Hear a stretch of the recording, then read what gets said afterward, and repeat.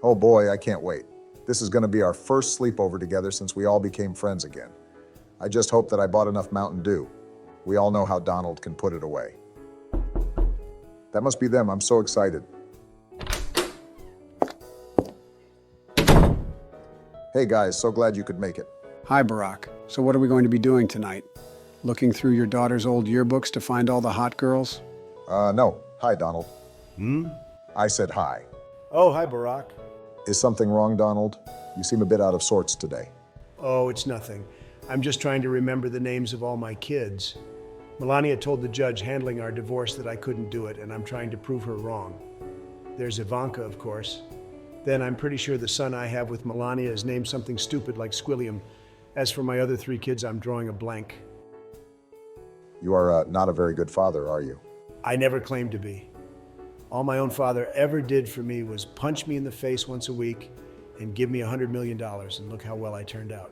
He has a point, Barack. Not really, but let's put a pin in that for now so we can get the sleepover underway. Come up to my room.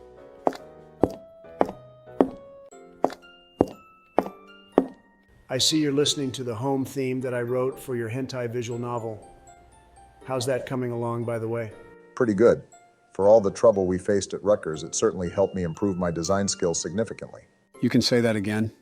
I feel we all learned a lot. I, for one, learned a ton of history. Like, did you guys know that I was Julius Caesar's right-hand man? How did that work? You learned things about yourself? Yeah, that doesn't track, Sleepy Joe. No, it does. You see, I kind of went into a sort of trance when I was teaching that class and said things that I'd long forgotten.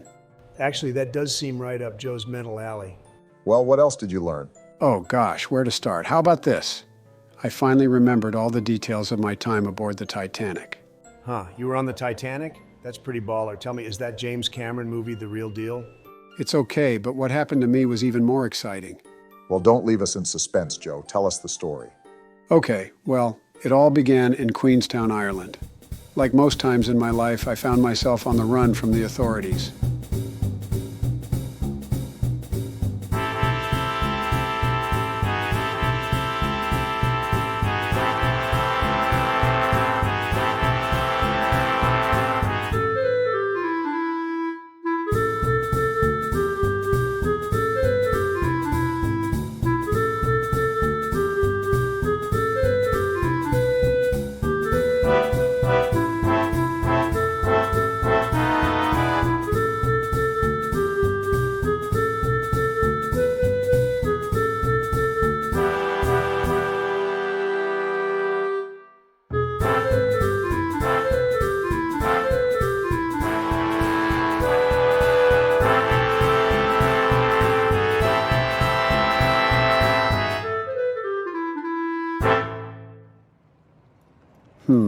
Well, it looks like I finally lost that guy, thank God. I can't go back to a British prison. The food is even worse than regular British food. Excuse me. Very important American millionaire coming through. Hey, Buster, watch where you pedestrianate. You almost knocked me over. My dear sir, I don't have time for this today. I am a very important American millionaire, and I need to get to the docks this instant.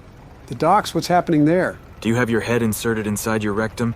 Today is the day that the RMS Titanic leaves Queenstown for its maiden voyage across the Atlantic. Oh yeah, I think I read something about that ship once or twice. It's supposed to be pretty big, isn't it? Pretty big? It is nothing less than the largest ocean liner afloat. Nay, the largest ship afloat, bar none. Geez, you don't have to be so weird about it. What are you, in love with this ship? I'd call you gay for that, but gay means something different nowadays than it will probably mean in the future, I think. You have to be the most peculiar fellow I have ever had the pleasure, or displeasure, to speak to. What is your name? Oh, it's Joe Biden. What about you? I'm Reginald Todford III, and I'm also the 3rd richest man in the world. If I ever become the 2nd, I'll probably have to change my name. Hey, Joe, stop for a second. What is it, Barack? Why is Todd in your story about the Titanic? Todd?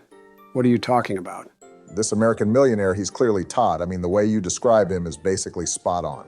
Huh. I don't really see that, Barack. Me neither. I mean, Reginald Todford III is a millionaire who wears a fancy tuxedo and top hat, while Todd has a net worth of literally $17.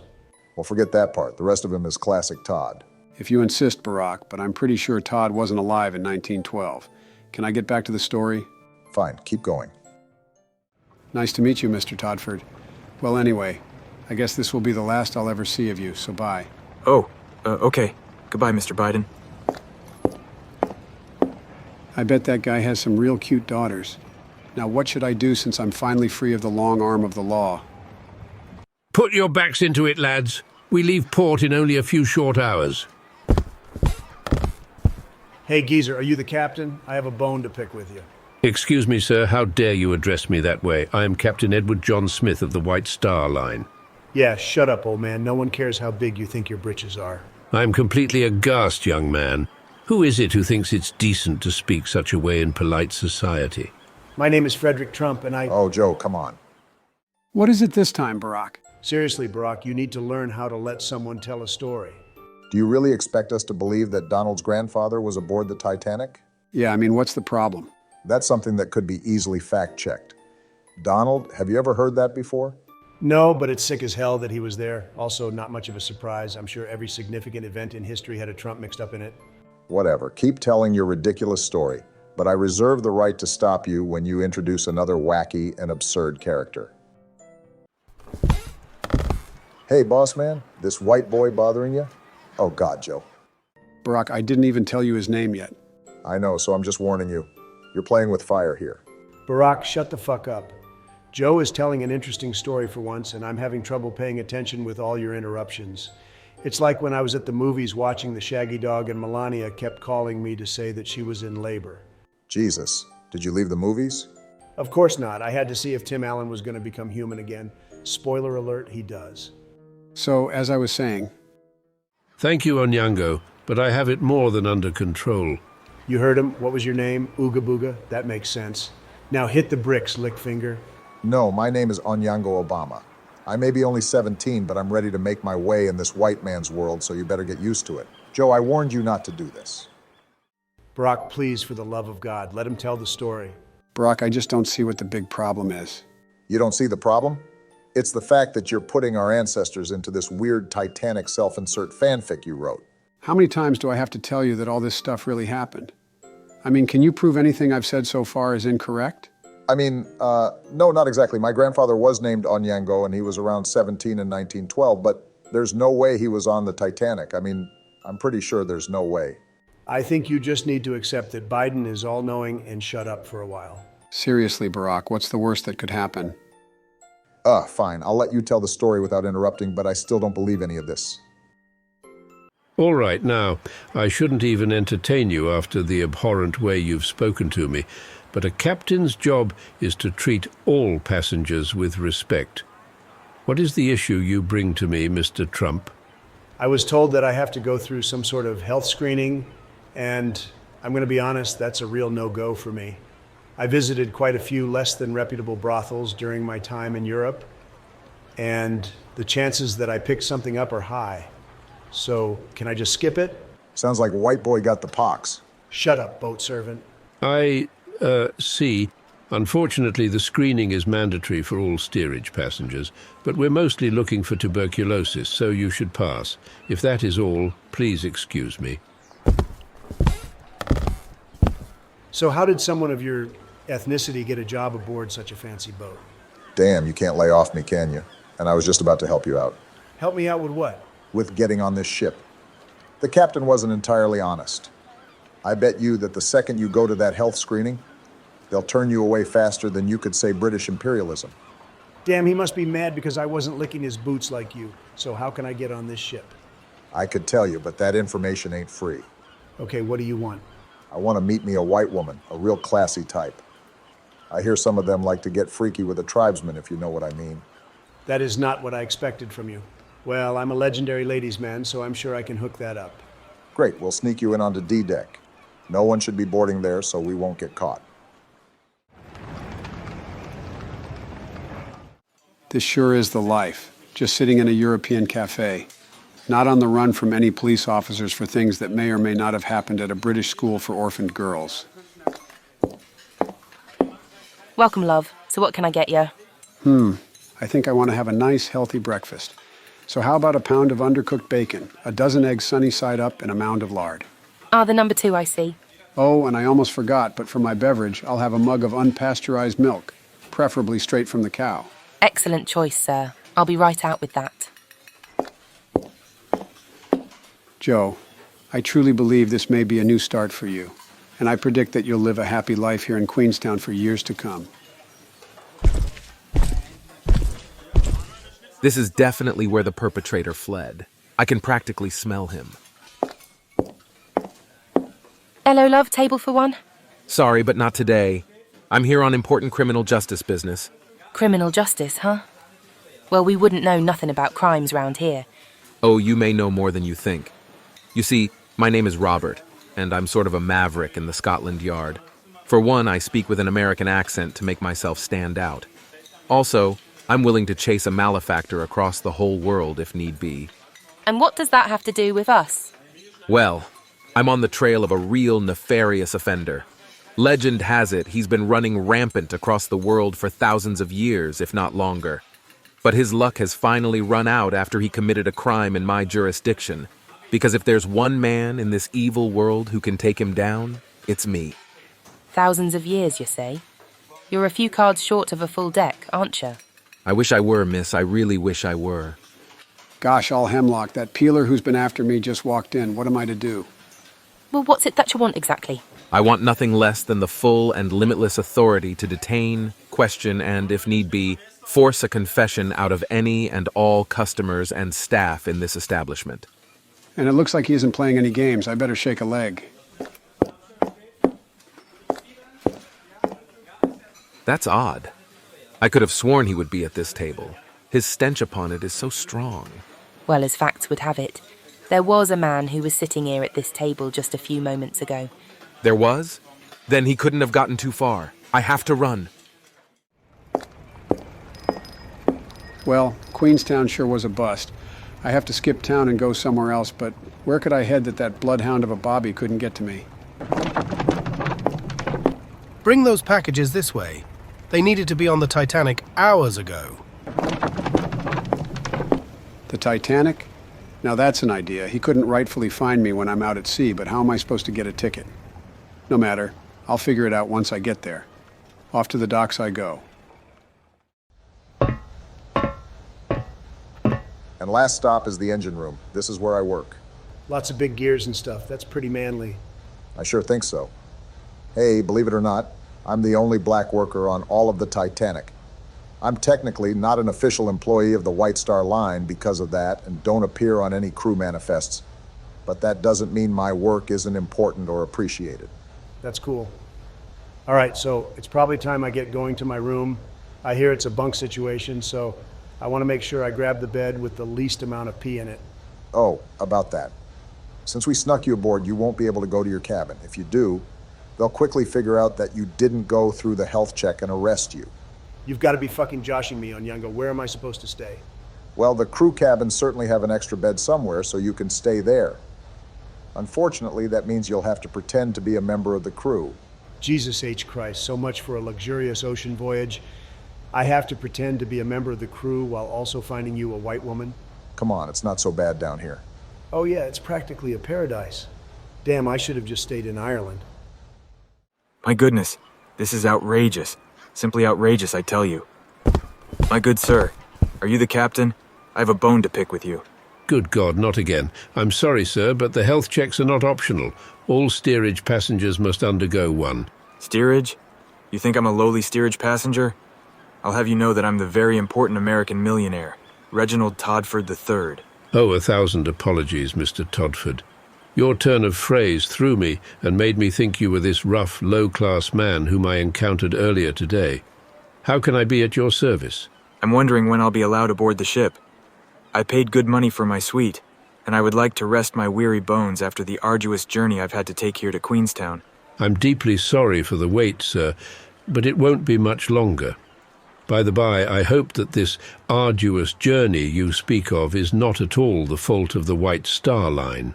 No, it's the fault of my valet, or should I say former valet, who quit on me rather suddenly, leaving me to have to deal with all of my many large trunks and suitcases by myself. You'd think he'd have been grateful since he was going to get to sail on the Titanic with me, but he wasn't. Now his ticket is going to go to waste. You clearly lead a very hard life, sir, but take comfort knowing that in no time at all you shall be in the lap of luxury. Now, if you'll excuse me, I have preparations to attend to. Reginald, I don't know how you'll get through this crossing without a valet. Just the act of having to speak to a railroad employee earlier today nearly killed me. If only I could find a new one somewhere. Does anyone have an extra ticket? I don't have any money, but I'm willing to pay you back with my body. That voice sounds awfully familiar. Why, Mr. Biden, it's you. Oh, hey, Mr. Todford. You still haven't gotten on the ship yet. I'm surprised you haven't. You were in such a huge hurry after all. By the way, do you know anyone who may have an extra ticket? I need to get out of Queenstown as soon as possible for no particular reason.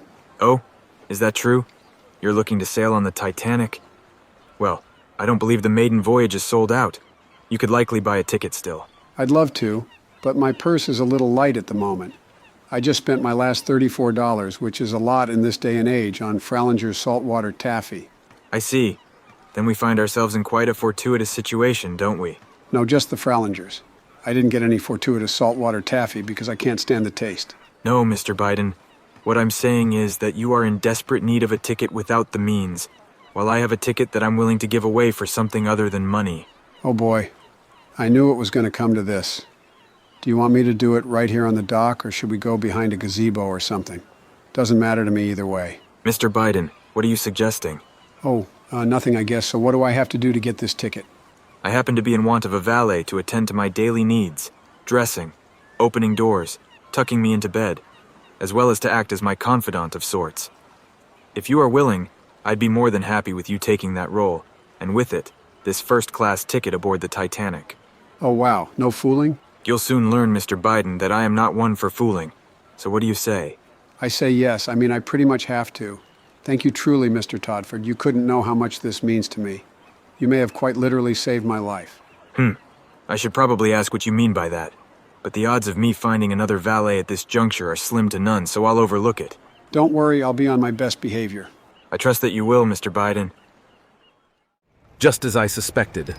My nose never lies, and it is telling me that the lawbreaker came this way. That's good and all, but why'd you make me come along?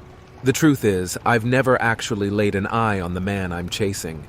You see, he's a bit like a snake, or maybe a mouse. I don't know my animals that well. The point is, he's a cunning one, and he has always been one step ahead of me. I need you with me in order to point him out when we find him. Fine. Long as I get back to the cafe before they notice I'm gone.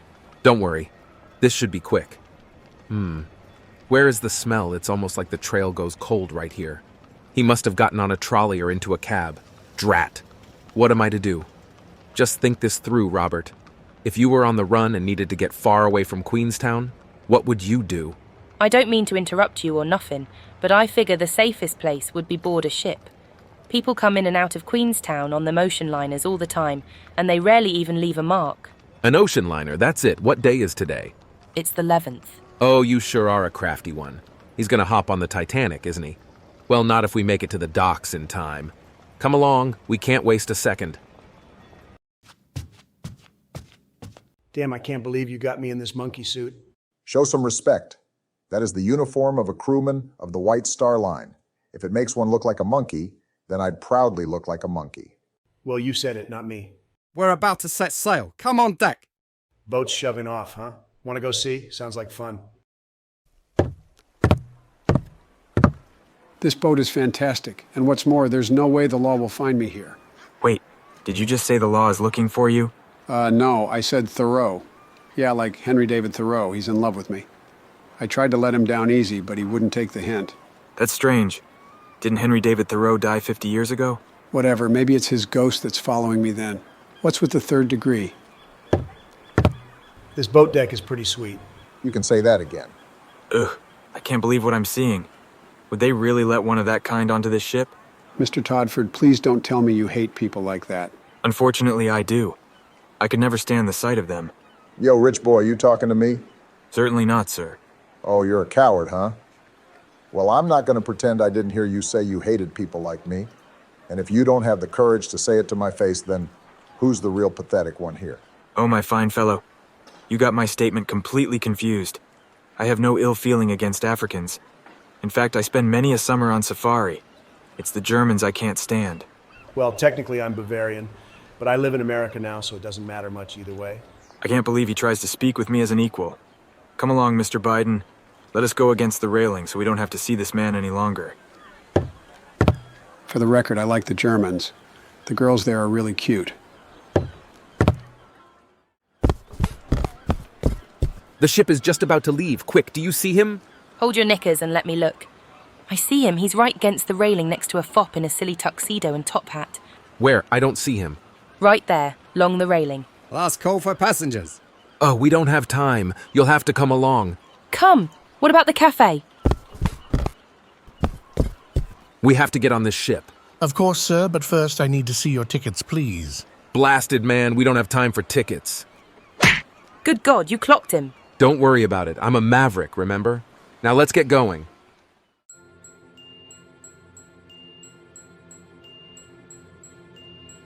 Phew, we finally left port.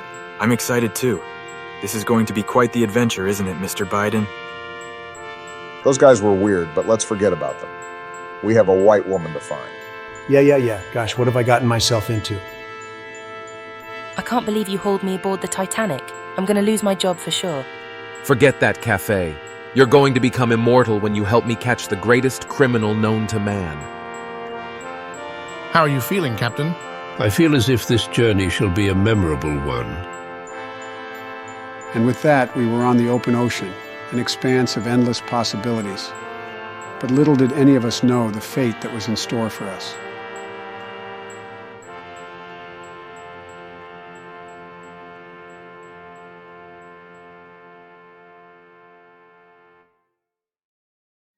Joe, you have me on the edge of my seat. What happened next?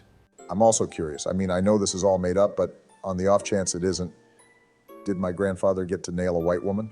You'll hear all in time. The next thing that happened was... Boys, it's time for dinner. Fucking Michelle, forget her. Keep going, Joe. No, we should go down. You know how Michelle gets. We'll continue the story after.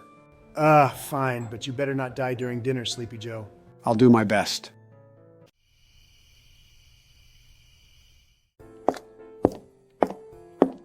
Okay, here's what we're gonna do. We're gonna amuse Michael for like 10, 15 minutes max, scarf down whatever garbage she puts on our plates, and get back upstairs so that Joe can keep telling us about his time on the Titanic.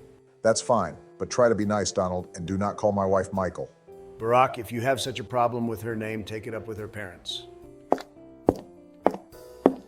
Wow, boys, I didn't expect you to get down here without a fight. Maybe your time at college has truly matured you. For sure, Mike. I mean Michelle, Mrs. Obama, if you will. Our scholastic endeavors have opened up our minds to an entirely new world, causing us to reflect on our poor actions in the past. Wonderful. I'm so happy to hear that. Maybe that means we can now be friends. Perhaps you'd be interested in joining my book club with the girls. We're reading Normal People by Sally Rooney next. It was Hillary's pick. Oh, that'd be... Give me a second, will you? Barack, I can't be fucking nice to your husband. It's torture. Donald, just do it. If you don't, we'll have to sit through one of her lectures, and Joe would probably fall asleep before he can finish the story. You're right, Barack. Nothing quite knocks me out like the sound of a woman talking. Oh, fine. Yes, Michelle, I think that'd be simply lovely. I've never read Sally Rooney before, but I've been dying to diversify my reading list with more female authors. Oh, Donald, you're making me tear up. Now let's all sit down for a memorable dinner. Only 9 minutes to go, Donald. You can do this. Excuse me, Donald, did you say something? Oh yes, Michelle. He asked what we were having for dinner. Oh, you boys. I know how you only ever think about food. It's going to be quite the treat. I sent Consuela home this afternoon, so the entire meal is straight from these First Lady hands. Fuck me, she's trying to poison us. Shut up, Donald. Michelle, as you were saying? Oh yes, so the meal is going to be salmon hollandaise, spring lamb and mint sauce, and French ice cream for dessert. Fucking bitch couldn't throw a burger on the grill. Donald. You know, Mrs. Obama, this meal is shockingly familiar to me. In what way, Joe? You see, it's the same foods that I had on my first night aboard the Titanic. The Titanic? Oh, this must be one of those patented Joe Tall tales Barack is always telling me about. Go on. I never considered Joe could tell the story while we ate. Maybe this dinner won't be a bust after all. Well, to catch you up on what I've said already, the year was 1912, and I was on the run from a very threatening police officer who chased me all the way to Ireland. I found myself cornered, but that was when I met American millionaire, Reginald Todford III. His valet recently quit, so I was able to take the position and his ticket aboard the Titanic. There I met Donald and Barack's grandfathers, who were having a bit of an adventure of their own. Onyango Obama helped sneak Frederick Trump onto the ship in exchange for help finding himself a white woman. Things were looking up. Little did I know, though, that the very man I finally felt free from was on the ship as well. By his side was a waitress from a cafe I visited. You see, while he was hot on my trail and hip to all my past misdeeds, he had never laid eyes on me before, and he needed her to point me out when the time came for him to enact his maverick justice. Soon we were on the open sea, and in only a few short days we'd all be parties to one of the greatest tragedies in history. Are you almost done dressing, Mr. Biden? If you don't finish soon, we'll be tardy for dinner, and we're sitting at the captain's table. Yeah, I'm done. But do I really have to wear this fancy getup? I look like Beau Brummel. Oh, Mr. Biden, amateur mistake. Beau Brummel dressed in Regency-era style. Your tuxedo is late Edwardian. Yeah, whatever. They at least better have good food at this shindig if I have to waddle around like an inside-out penguin. Not to correct you yet again, but wouldn't an inside-out penguin be mostly red? On account of the blood, of course. That's where you're wrong. I accompanied the Belgian Antarctic expedition, and we had to resort to eating penguins to survive. They have very little blood. What a tremendous story. I simply believe it's true because you're a man, and that's all that matters in trust. I couldn't agree more. All right, time to get going to the dining room, I guess. Okay, waitress. Are you ready to go to dinner? Based on your seeing an elegant gentleman next to our target, it's likely he's going to be dining in the first-class dining room. That's where we'll ambush him. I suppose so. Still can't believe you bullied that man into giving us his cabin. Feel a little sorry for the bloke. He'll sure be cold on deck, especially since we took his luggage too. Good thing he carried around women's clothing, though. Must be some kind of fairy. Don't worry about him. Adversity breeds character. Off we go, waitress. Stop it with that. With what? Calling me waitress. I have a name, you know. Perhaps, but I neither know nor care to know it. So I'll stick with waitress. No, you won't. Get back here, you need me. Said so yourself. If I'm going to lose my job and run myself ragged for you, least you can do is call me by my name. Fine. What's your name? It's Lyla. Terrible name. 4 letters and 2 of them are L's? Who came up with that? My father, hard-working man, laboured in the factory till the day he died. God, Lyla, I'll call you by your name, but I really don't need to know your life story. Fine, Robert, forget it. Now you were saying something about the first-class dining room.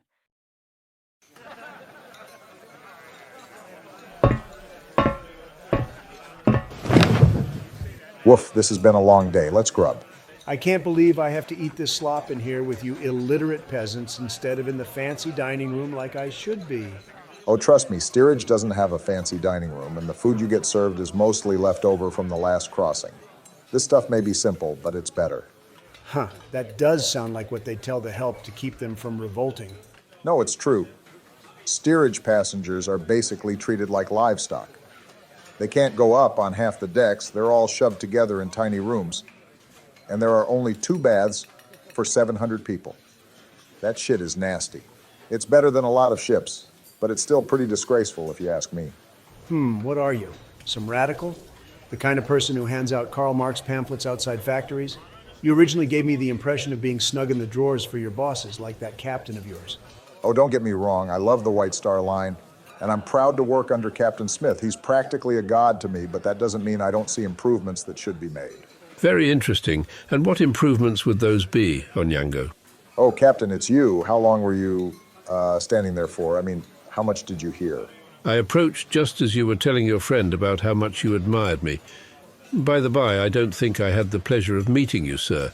Though you do seem oddly familiar. That's an officer's uniform you're wearing, isn't it? Is it? Does that mean I can, like, boss people around? That'd be pretty cool. Shut up. Oh, yes, Captain. This is 7th Officer Donaldson. Donaldson? Way to pick a dumb name. I don't recall ever appointing a 7th officer. There are only 6 on board. You're forgetting Chief Officer Wilde, Captain, the new addition. That makes 7. Oh, yeah, him. But if he's chief officer and then we have First Officer Murdoch, then we'd still only have... Hey, Captain, look at the time. Shouldn't dinner be starting right about now in the first-class dining room? If you don't hurry, you'll be late. You're absolutely right, Onyango. Thank you for the reminder. Have a good meal. You too, 7th Officer Donaldson. The two of us should have a tete-a-tete sometime. Let's say first thing tomorrow. Well, if you insist. Good. We'll meet in my quarters. Phew, that was close. He almost caught us. Fuck me, yeah, that was some pretty impressive wordplay back there, not gonna lie. You practically had him eating out of your hand. Trust me, I'm the master at dealing with white people. Master, huh? Then why do you need my help getting a white woman? Damn, man, do I really have to explain that to you? A black guy talking to a white guy is one thing, but a black guy talking to a white woman? Don't even get me started. If that shit isn't absolutely perfect and planned out, there's gonna be a new fruit hanging from the nearest tree if you catch my drift. Point taken, but we have a bigger problem to worry about at the moment. What am I supposed to do about my meeting with the captain tomorrow? I'm no sailor. He's gonna realize you were lying in 2 seconds flat. Are you kidding me? That'll be simple as pie. So there I was, my right hand on Socrates' ramrod and my left hand elbow deep in a bowl full of honey. Joe, can I stop you for a second? Oh, come on, Michelle. Why are you stopping him? You're just like your husband. I'm sorry, Donald, but I just had a quick question. What is it, Mrs. Obama? Well, we're finally back to you and Reginald Todford III in the dining room, but for the last few minutes you've been talking about events in which you weren't even involved. That's correct. So what's your question? I mean, I know this is all a fancy story off the top of your head, but wouldn't it be more believable if you only told what happened from your perspective? Jesus, that's such a woman thing to say. Donald, I can't believe you just said that. I'm sorry, honey, but for once in his life, Donald's right. That's a very woman thing to say. I don't understand. It'd make more sense that way.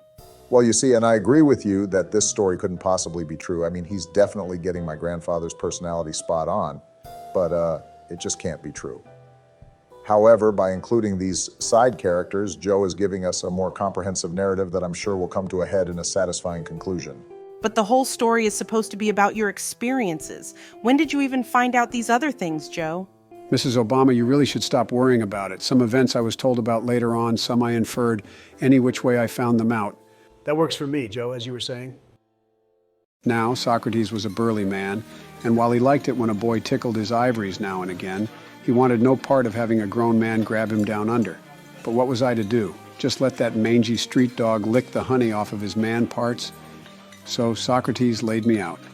I went flying, and with me the jar of honey shattered and spilled all over the steps of the Acropolis. The dog went wild and started devouring the honey. But this is where things really went wrong. Remember how I mentioned a while back that Perdiccas II had entrusted me with his smack? Well, I figured why carry the honey I was going to offer to Zeus in one hand and the tar in the other? Best to put them together. And that's just what I did, meaning there was now a high out-of-his-mind street dog on a rampage all over Athens. Anyway, I decided it wasn't my problem and hightailed it back to Egypt.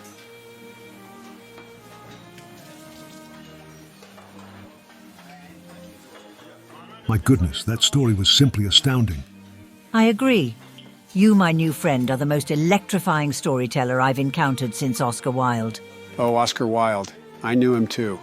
We were in prison together, and let's just say he was the one with his hand on a ramrod that time around. And he can't be stopped. It's joke after joke, each one funnier than the last.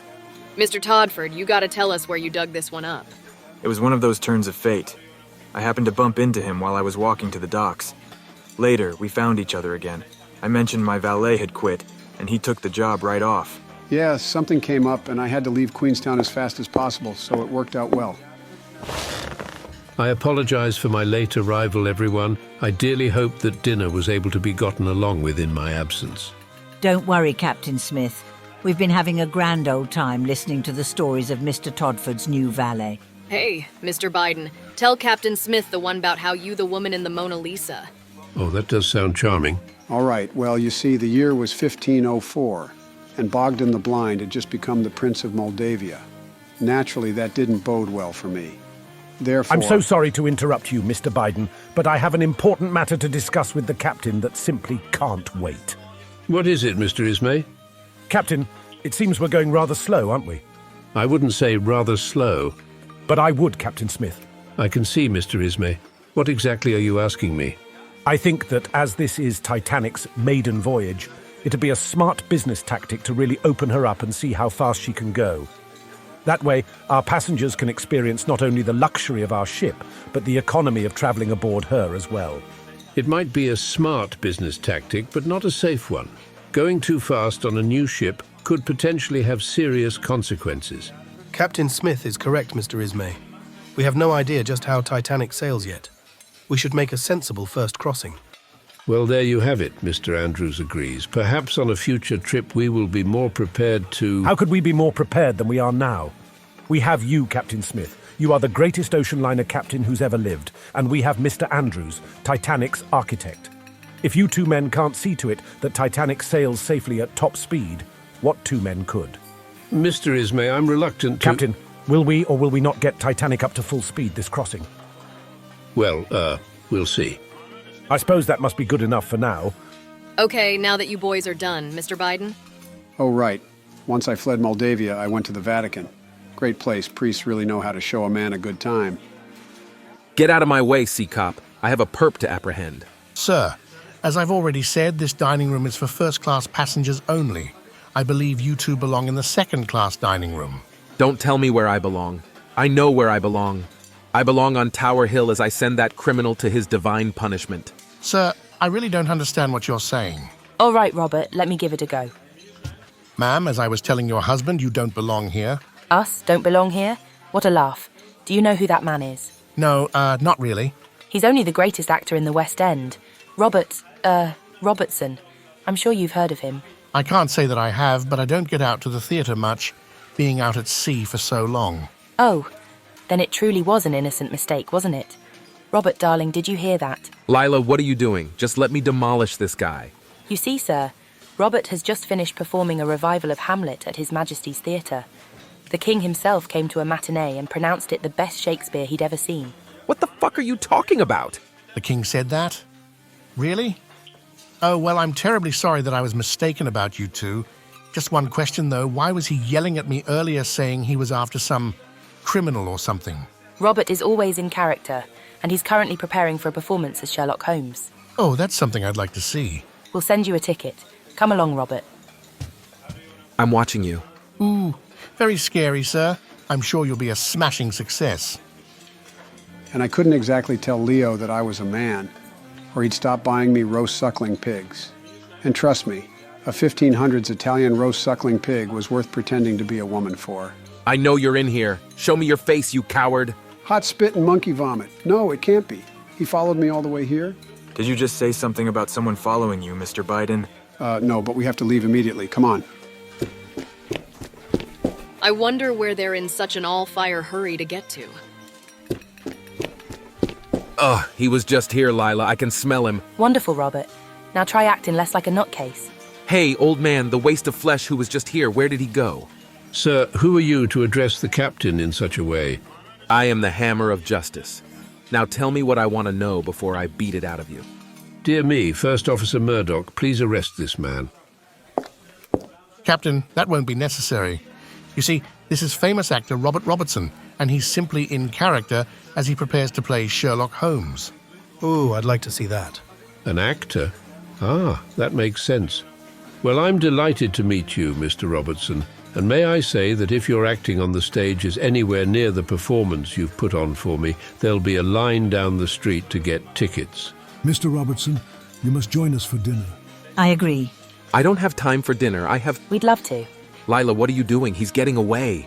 Yes, he is. And he's probably long gone by now, so it'd be best if we ingratiate us to his circle rather than run after a phantom. That isn't the Maverick way. Robert, he's stuck aboard this ship, so it's not like he's going anywhere. If we're going to catch him, we need to be smart about this. Fine. All right, so here's how you fool a white person. If they ask you any question that you can't answer, just counter with a compliment or say something that makes it seem like you admire them. For example, say the captain asks, 7th Officer Donaldson, what ship were you last aboard? You can answer with something like this. I'll tell you what ship it wasn't. A ship captained by the esteemed Edward Smith. On Yongo, I don't think that's going to work. Of course it will. Just trust me, Mr. Trump. I really don't see how. Repeat after me. I'll tell you what ship it wasn't. A ship captained by the esteemed Edward Smith. Okay, if you insist. I'll tell you what ship it wasn't. A ship captained by the esteemed Edward Smith.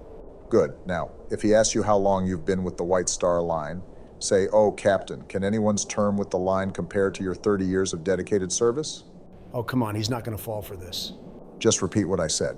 Oh, Captain, can anyone's term with the line compare to your 30 years of dedicated service?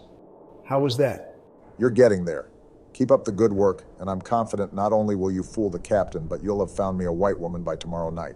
Level with me, Onyango. What's this whole business with wanting to bet a white woman? Your own women not good enough for you? It's not that. There's just something about a white woman that gets me going. Maybe it's the thrill of the taboo. Maybe it's just in my blood, like the Obama bloodline is destined for this. Damn, that's fucking weird.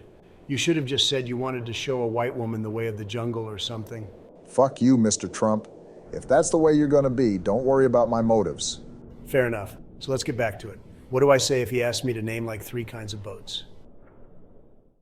Does this seem like the way to the first-class dining room? Hopefully we get there before they stop serving, because I wasn't about to eat that terrible spread we had in steerage. You are speaking the truth, my friend. I think it was all left over from the last crossing. It's Haresh. Haresh was on the Titanic too? You know what? That makes sense. Huh. I never realized it was Haresh. I just thought it was some Chinese guy. Which one of your little friends is Haresh again? Little friend, Michelle, Haresh is a god among men, as well as probably a real god because he's likely immortal. You've never met him, Michelle, but Haresh is the coolest guy ever. He was our Uber driver when we went to Hershey Park. Then he came to space with us. And he was the president of Donald's fraternity at college too. All right, my mistake. Sorry. Get back to the story, Joe. Hurry up, Mr. Todford. We don't have a second to dawdle. Mr. Biden, why are you running? I'll tell you when we get back to the room. Hey, you two, wait up a minute. Ah, it's Chinese guys. They must be in league with him. Run, Mr. Todford. No, my new friend. We were simply going to inquire as if you knew the way to the first-class dining room. Of course we do. Go to the end of this hall, then follow signs for D-deck. D-deck as in dinner deck, that makes sense. Okay, let's go. Somehow we fooled the Chinese. Let's take this chance to flee. Mr. Biden, slow down.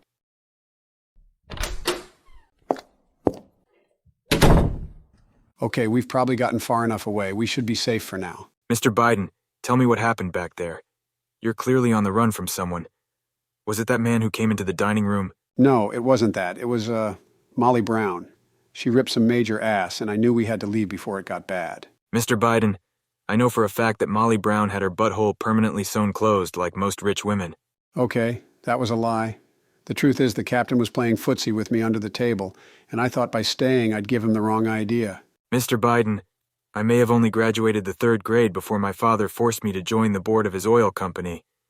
But even I am smart enough to tell that's another lie. What do you want me to say, Mr. Todford? I don't think you could handle the harshness of reality. So it is true? I had a feeling it was the case, but I kept telling myself it was just my imagination. Is what true? Oh, don't play coy, Mr. Biden. It's time to lay all your cards on the table. Fine, I knew I couldn't run forever. The truth is You're a spy, aren't you? Yes, that was exactly what I was going to say. I'm a spy. Wow, that's so cool. I've always wanted to meet a spy. You aren't working for the Germans, though, are you? That I couldn't accept. No, I work for whoever is the enemy of the Germans. And that man in the dining room is like the top German spy detective or something, as well as my mortal enemy. Wow. Yeah, it's pretty cool. Does that mean that strikingly handsome woman next to him was a German spy, too? That'd be such a disappointment. Her? No, she's a waitress or something, terrible at her job. She never even got me my unpasteurized milk. That's a huge relief. I'd hate to have to watch a beautiful woman like her fall to her death in like a climactic bridge encounter, or maybe from the roof of a clock tower. What are you talking about? Well, now that you've told me your secret, I'm your spy's assistant, right? I don't know. Oh, please, Mr. Biden. Pretty please. All right, sure, whatever, but that means you have to be super incognito and don't let anyone know the truth about me. You have my word, Mr. Biden. Oh, but that makes me remember something. What's that? Joe Biden is probably your undercover name, right? What's your spy name?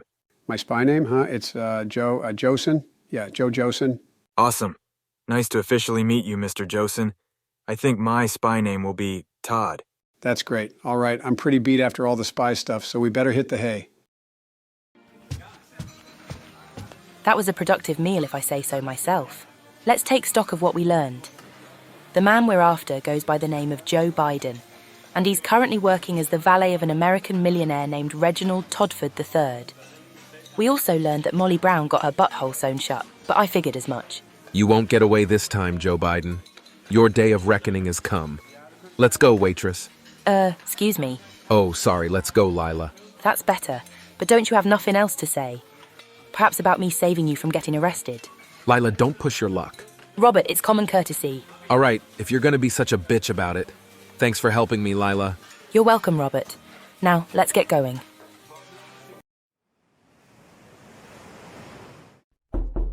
Come in. Seventh Officer Donaldson, thank you for coming. Oh yeah, my pleasure, man. Vis-a-vis our conversation yesterday, I just had a few questions. Shoot. Well, it's quite unusual that I can't recall your being on this ship. So first off, what ship were you last aboard?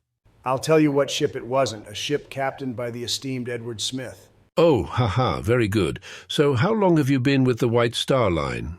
Oh, Captain, can anyone's term with the line compare to your 30 years of dedicated service? Well, I suppose not, but buck up, Donaldson. I'm sure you'll get there one day. I hope so, Captain. All right, that all seems in order. You may go. What, already? I don't need to name 3 kinds of boats or anything? No, everything you've done already is more than enough. Thank you. Oh, okay. Thanks, Captain. Captain, I have an urgent radio message. What is it, First Officer Murdoch? The Empress of Britain has spotted icebergs on our route. Should we change course? No, we should be fine. Just tell the boys in the bird's nest to keep a sharp eye. I will, Captain. Oh, one more thing. Tell the engine room to bring us up to full speed. Full speed, sir? Are you sure? Mr. Ismay wants us going full speed, and he's the chairman after all, so what he wants, he gets. Very well, sir. The captain says to bring us up to full speed, gentlemen. Full speed? That's what I'm talking about. I can't wait to see this baby fly. With that, the captain inadvertently set us on a path to destruction, but we were all too focused on our separate adventures to take notice. However, we'd all end up taking notice soon enough. Wow, that's quite the story, Joe, but I'm beat, so I think I'm gonna head in for the night. You're not gonna stay to hear the end? Lame. I guess that means we can head back upstairs. Maybe we should order some Dominoes. Donald, we just ate dinner. Your point, Barack? Come on, Barack. Don't put words in my mouth. All I said was that your grandfather should go back to his home and find himself a nice woman there. No, you didn't. Your exact words were Onyango should find himself a black instead of trying to defile a civilized woman. Sure, take any sentence out of a long conversation and it's gonna sound a little bad. A little bad? That's the kind of stuff you'd expect from a man dressed as a ghost before he has an unprompted barbecue on your lawn. Whatever, just grab some cinnamon bread twists and chill out. Fine, but you're coming to that racial sensitivity seminar next week. We'll see, I might be sick that day. Okay, Joe, now that Barack is done making a mountain out of a molehill, can you continue your story? Sure thing. So Reginald Todford III had fallen hook, line, and sinker for my spy story, with his money and influence firmly on my side. Seriously, Barack, I thought we agreed cell phones off during sleepovers. Yeah, sorry, let me just take this real quick. Unbelievable. You're on the horn with Barack. What can I do you for? Jesus Christ. Oh, Barry O, I'm so glad you picked up. Is that you, Todd? What's happening, my main man? I'm your main man. Is that code for like boyfriend? I thought you already had a husband. At least that's what the Trumpster always said. Donald, why would you say that to Todd? You know he believes everything you tell him. Tell Todd what? Barack, do you not know how phones work? Joe and I can't hear the other end of the conversation. This is like preschool stuff. Whatever. Just forget that main man thing, Todd. So why are you calling? I'm here with Bella, Ellie, and Josh, and I was trying to explain to them why Rosa Parks couldn't just move seats. But I forgot the reason. Is Professor Biden there? Tell him I said hi. Oh, sure. Joe, Bella says hi. Who the fuck is Bella? Did he say anything back? You know, Todd, this is perfect timing. Joe is telling us a story, and I'm dying to fact-check him on a few things. For one, do you know if you had any ancestors aboard the Titanic? Oh, I don't know. My family history was kept in our Bible, and unfortunately it was eaten a few years back by a large rat. Well, judging by your age, it would have been your great-grandfather, or maybe great-great-grandfather. I don't know. I've only ever heard bits and pieces about them because my grandfather went crazy on account of the rabies given to him by a different, but equally nefarious large rat. I know I can't hear what he's saying, but based on your facial expressions, I'm going to take a shot in the dark that he's talking about large rats. Tell him that his family needs to start investing in glue traps or something. Okay, Todd, how about we do this? I'm going to put you on speakerphone and you can listen to Joe's story with us. If anything seems familiar, just chime in. Sounds good to me. Wow. It's going to be like we're back in class with Professor Biden. Okay, Joe, Todd and your former students are on speakerphone. Continue with your story. I thought you'd never ask, Barack. Let me give a quick recap for our newcomers. The year was 1912, and while on the run from authorities for something that was totally not a big deal, and people should have just been chill about, I took the role of valet for American millionaire, Reginald Todford III, in order to join him on the Titanic. Not long after boarding, we met Onyango Obama and Frederick Trump, two newly minted partners in crime out to get Onyango some clam from a white woman, while also hiding Frederick's stowaway status from Captain Smith. My first night aboard the ship was great, until I was ambushed in the first-class dining room by the man who was after me, and a waitress he roped into helping him. Reginald confronted me about the man, and I was forced into pretending I was a spy working against the Germans. Unfortunately, I had no idea the worst was yet to come, as the captain had us heading straight into an ice field, where our ship of dreams would meet its demise.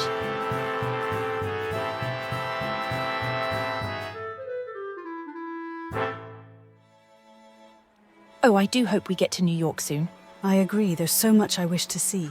But it's only the 14th, and my father says we won't arrive until the 17th at the earliest. Hey, Joe, wait up. Barack, what the fuck are you doing? This is clearly a setup for some long-awaited girl-on-girl action. I'm already at half chub. Don't blue ball me here. Donald, I'm pretty sure that's not what's about to happen. What's up, Barack? I'm just curious about what one of the girls said. She said it was the 14th, but when we last left off, it was the morning of the 12th. What happened in those 2 days? Nothing all that special. Reginald played along with my spy narrative, helping us get a new room under the alias, Joe Josen. After that, we mostly just kept to ourselves, trying to avoid being discovered by Robert and Lyla. Oh, come on. Something interesting must have happened. What are you implying, Barack? Are you trying to say that you think Reginald and I jerked off together in the Turkish bath? That's ridiculous. How did the thought ever enter your mind? I'm not great at reading emotions, but I have a feeling that Sleepy Joe is being defensive. Me? Defensive? That's crazy talk, Todd. Now let's get back to the story. Good morning, ladies. How do you do? Very well, 7th Officer Donaldson. You know who I am? Of course, you have become quite a favorite among the ladies.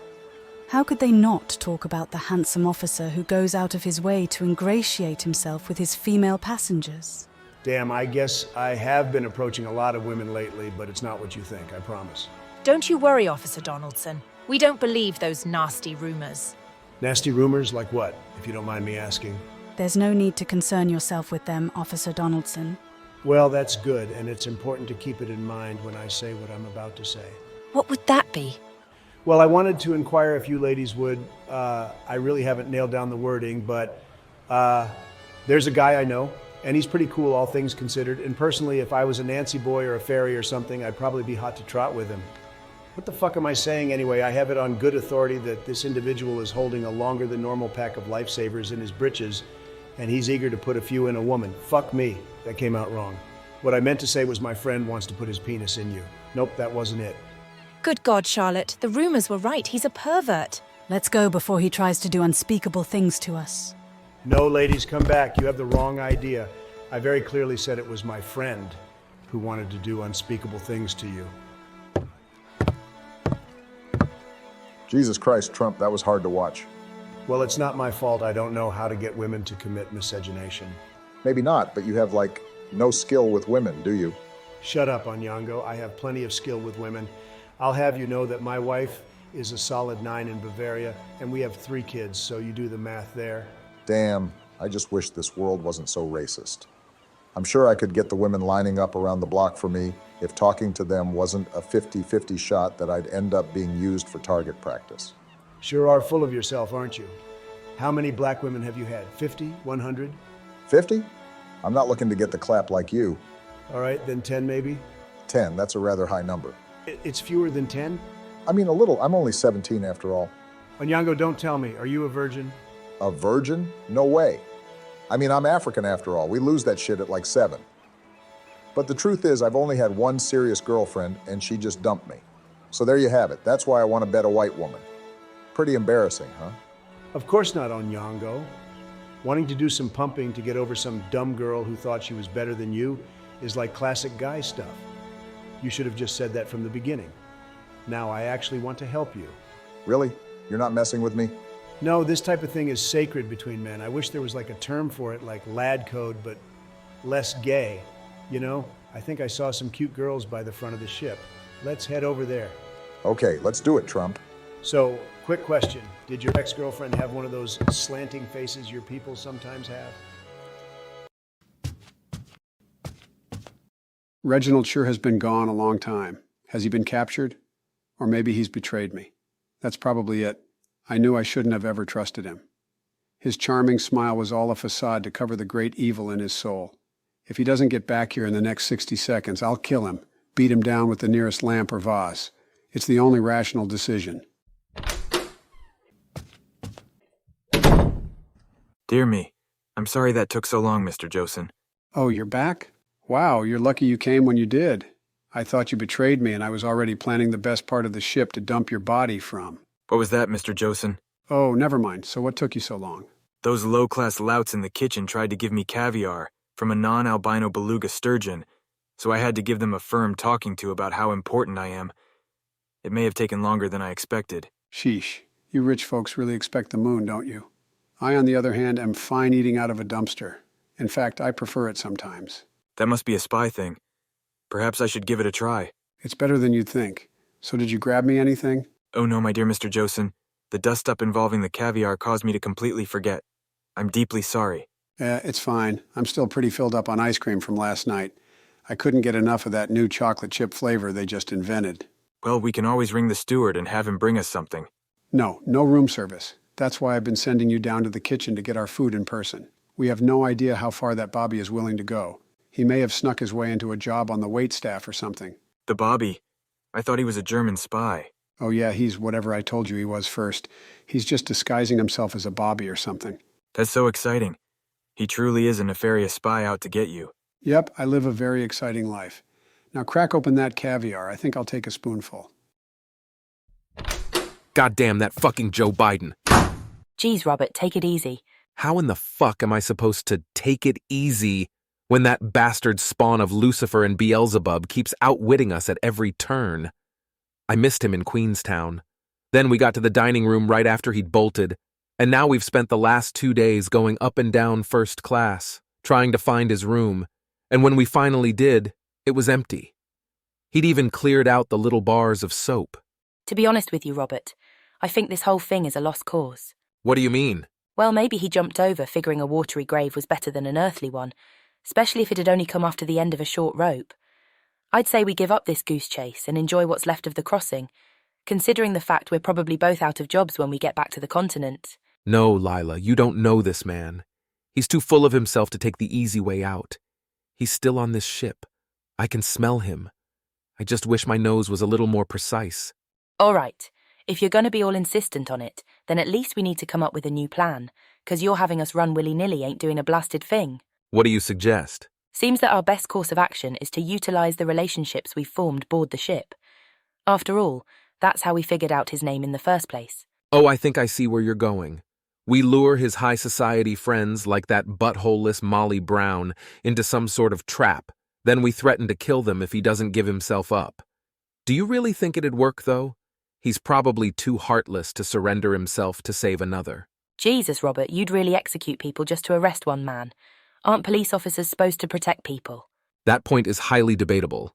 Anyway, no, that's not what I'm saying.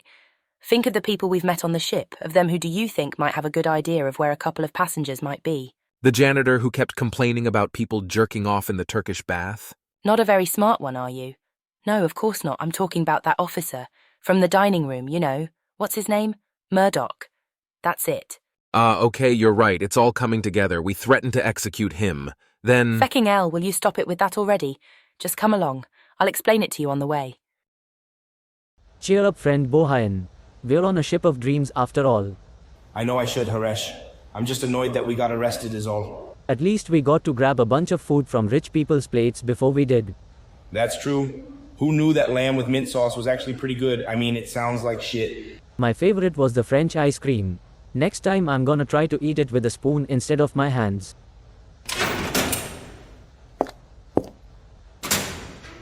What's up, First Officer Murdoch? Did you bring us some more of that lamb? I know it's a long shot, but if you did, I'd literally be your slave, and I think that's still legal because I'm not black. You two sure are a lively pair for having spent the last few days in the brig. I mean, compared to our cabin, this is pretty good. I'm more concerned about when you're gonna let us out of here. I have places to be once we arrive. Whatever you're referring to will have to wait. Once we arrive, you both are going to be formally arrested and charged with theft. Arrested? I don't believe it. Please say you're just making one of your famous jokes, friend Murdoch. It's no joke. The White Star Line takes theft very seriously.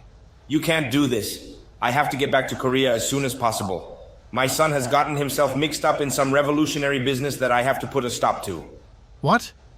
If you're trying to get back to Korea, why are you on a boat to America? Me and friend Bohan are huge fans of the Boston Red Sox, and no way are we gonna miss the opening of Fenway Park. That's true, but honest to God, the second the game ends, I'll be going back to Korea to deal with my son. Even if I did believe you, it'd make no difference whatsoever. I'm sorry, gentlemen, but you won't be let go anytime soon. Good afternoon, Mr. Bride. Good afternoon, Captain. If you don't mind, I just have to finish transmitting this message. Take your time, Mr. Bride. I know how hard you boys have to work down here.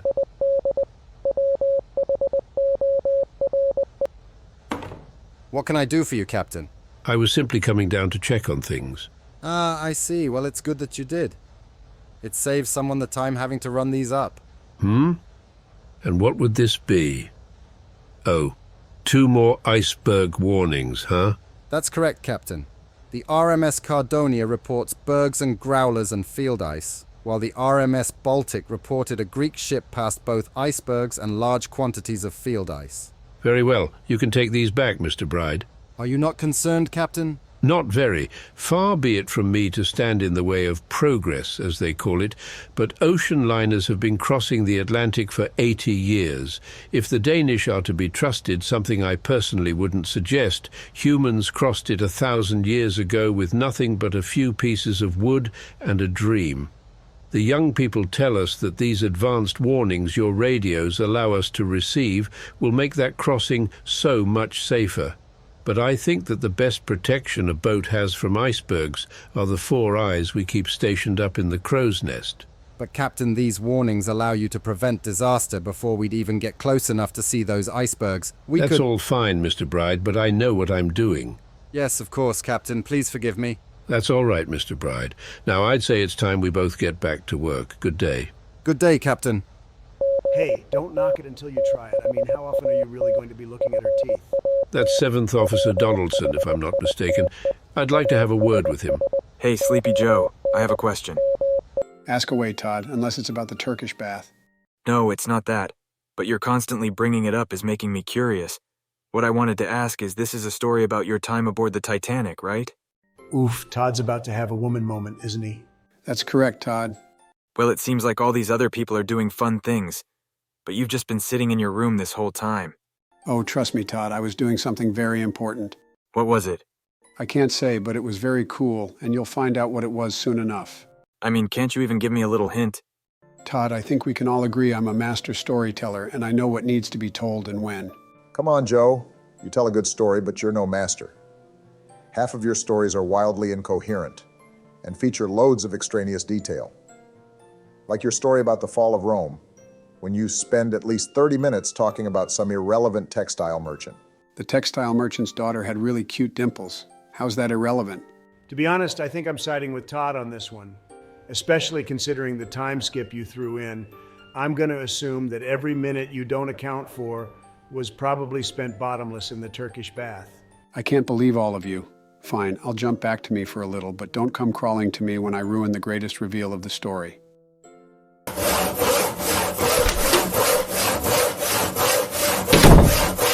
Mr. Joseph, I'm back. Did you do what I asked? Yes, sir. But can I ask what it's for? Important spy stuff. It's on a need-to-know basis. Now go back out and get me another saw. I'm wearing this one down like crazy. Trump, you must be crazy. I couldn't be with a girl with nasty-ass teeth. What if I want her to go down under? Point taken. Well, if good teeth are a prerequisite, that takes most English women out of the equation. Wait, that's all you're gonna tell? What was that? Joe, that was like 30 seconds. And why on earth did you have a saw? Fuck me. I know what I'm doing. Now can all of you please shut the fuck up? I try to tell my friends a nice story and they keep nitpicking at every turn. How many people do you know who personally witnessed the sinking of the Titanic? 1. That's how many, because I'm the only one who's still alive. I mean 2 if you count Haresh, but who knows where he might be nowadays. The point is, this is a finely crafted narrative. I worked very hard on it, and you all need to keep the editorial commentary to yourselves. Okay, sorry, Joe. Keep going. I was going to, Barack. Now where was I? First class may be a bust. I'd say we head down to steerage. They're not quite as clean, but they have fewer moral scruples. Hello, 7th Officer Donaldson, and if it isn't Onyango as well, I see the two of you together quite often. You've become thick as thieves, haven't you? We're close, Captain. But you have to be careful when using the word thief to refer to a black man. Of course, my apologies, Onyango. Now, Mr. Donaldson, there was an issue I wanted to bring to your attention. Sure, what's up? Does it have to do with what happened in the Turkish bath? I assure you that we're looking into it. No, it has to do with some reports we've gotten about you. Reports? What do you mean, Captain? I'm sure it's nothing, but there are rumors circulating that you have been, let's say, propositioning the female passengers. Me, propositioning them? I have no idea what you're talking about, sir. I've been hard at work these past few days. That's the life of a 7th officer, after all. That was what I suspected, but I'll just remind you that an officer must always be on his best behavior, especially around women. Do I make myself clear? Very clear, Captain. I promise you that you'll hear nothing about this ever again. Very good. Good day, gentlemen. Fuck me, what are we gonna do? I can't exactly get a white woman for you with the captain breathing down my neck. Yeah, we'll have to figure something out. I wonder who told him about the rumors. You think it was a passenger? No, it was probably another officer if I had to guess. I bet it was that fucking Murdoch. That guy is such a teacher's pet. Come on, let's ask him. If it's him, and we get him to shut his mouth from here on out, we can get back to business. It looks like we're in for a very calm evening. Boat boy, I need some information, and I need it now. Robert, at least try and act like a normal person. Oh, if it isn't Mr. Robertson and his handsome companion. Passengers really shouldn't be in the offices, but I think I can make an exception for a famous actor. What can I do for you? There's a man aboard this ship named Joe Biden. He's staying with some rich asshole named Reginald Todford III. They've changed rooms, and I need to know where the new ones are. Oh, this must be some more character work. How delightful to get a chance to flex my acting muscles. Let's see. What should I say? This isn't a game. Tell me where they are now. Oh, the stakes are high. Should I be frightened or assertive? Please just let me beat him, Lyla. No, Robert. Officer Murdoch, this isn't part of the play. You see, Mr. Biden is a close friend of Robert's from, university. They went to Oxford together, and he's just very excited to stop in and visit him. Oh, I see. Well, in that case, I must say that we're unfortunately not allowed to reveal the location of a passenger's cabin, especially that one. You see, Mr. Todford is a bit concerned. It's some security threat, I think. I don't really know the details. If he wants a security threat, I'll happily oblige. Robert, shut your mouth. Officer Murdoch, it's truly very important. I didn't want to say this before, but Robert is... He's dying. It's some new disease. I don't know the name. Playing Sherlock Holmes is going to be his last role ever, and he desperately wants his best university friend, Mr. Biden, to see him in a performance one last time. Oh, goodness, Mr. Robertson. How could I have not seen the signs? You're clearly a man on the edge of death. How tragic. Still, I can't tell you the room number, but if you want me to pass along some tickets, I could certainly do that. How about you pass along a punch to the face? Robert, don't. Thank you, Officer Murdoch. We may take you up on that, but we must be going for now. Lyla, let me do this. My bloodlust needs to be satisfied. Robert, you nutcase, come along. I've been thinking more about that teeth thing, and honestly, missing a few could be a good thing depending on how you look at it. Hey, buddy, watch where you're going. Whoa, baby, that's one hot mama. You have no idea who I am. Don't test me. No, it's you who has no idea who I am. My name is Frederick Trump. It's 7th Officer Donaldson. And during my childhood back in Bavaria, I was the king of the slap fight. Robert, let's keep going. How are you today, my fine honey? How are you, miss? You are a miss, right? This guy isn't your husband? Ha, she'd be lucky to be my wife. Back in England, I have a stout and sturdy woman who's already given birth to a son 10 times stronger than anything she could push out. Fuck you, Robert, like I'd ever want to marry you in the first place. All I'm hearing is you're available, which means Trump go and do the thing or whatever. Really, Onyango? Her? You know, miss, I know practically everything about this ship. That's pretty impressive, isn't it? These guys are a pair of fucking weirdos. Yes, Robert, but what he said just gave me an idea. Sirs, we're looking for a passenger named Joe Biden. He's sailing with a Reginald Todford III, and it's desperately important we find them as soon as possible. You could help us, couldn't you? If you indeed know everything. Cabin assignments are a little... Hey, Trump, do you know anything about those guys? Yeah, I'm pretty sure they're those two losers we ran into on deck as we were leaving Queenstown. They had to change rooms for some dumb reason. They told us about it at the officers' meeting. Wait, you know their new room? Tell me and I'll spare your life. Why should I tell an asshole like you anything? Oh, please, sir. I'd be ever so grateful. Please, Trump, tell them. This may be my only shot. Okay, but the lady has to do something with my friend. Very well, we'll meet tonight. Say in the second-class library. Oh boy, it's really happening. Whatever. What's the room number? I'm pretty sure it's cabin B63. Come along, Lyla. We don't have a moment to spare. I really think we should talk about what happened in the Turkish bath. I already told you to forget about it. That's just a spy thing. Open up, Joe Biden. Your time is at an end. Mr. Josen, the German spy has caught us. What do we do? Don't worry. He may think he has me cornered, but I always get away. So you're the man who's after me? I must commend you. Thousands have tried before, and none have ever gotten this close.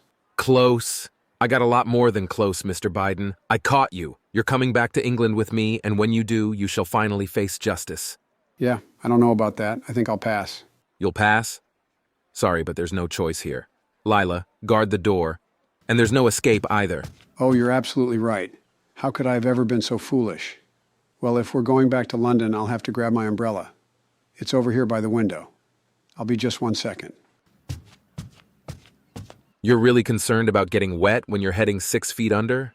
What a ridiculous man you are. Well, the truth is there's no umbrella. Mr. Todford, I'm sorry that I have to do this. And mustache guy, Mr. Todford is innocent. I was holding him hostage, so just let him go. What on earth are you talking about? Well, I wish I could stay and explain, but I'm sure you'll figure it out. Sucks to suck, loser.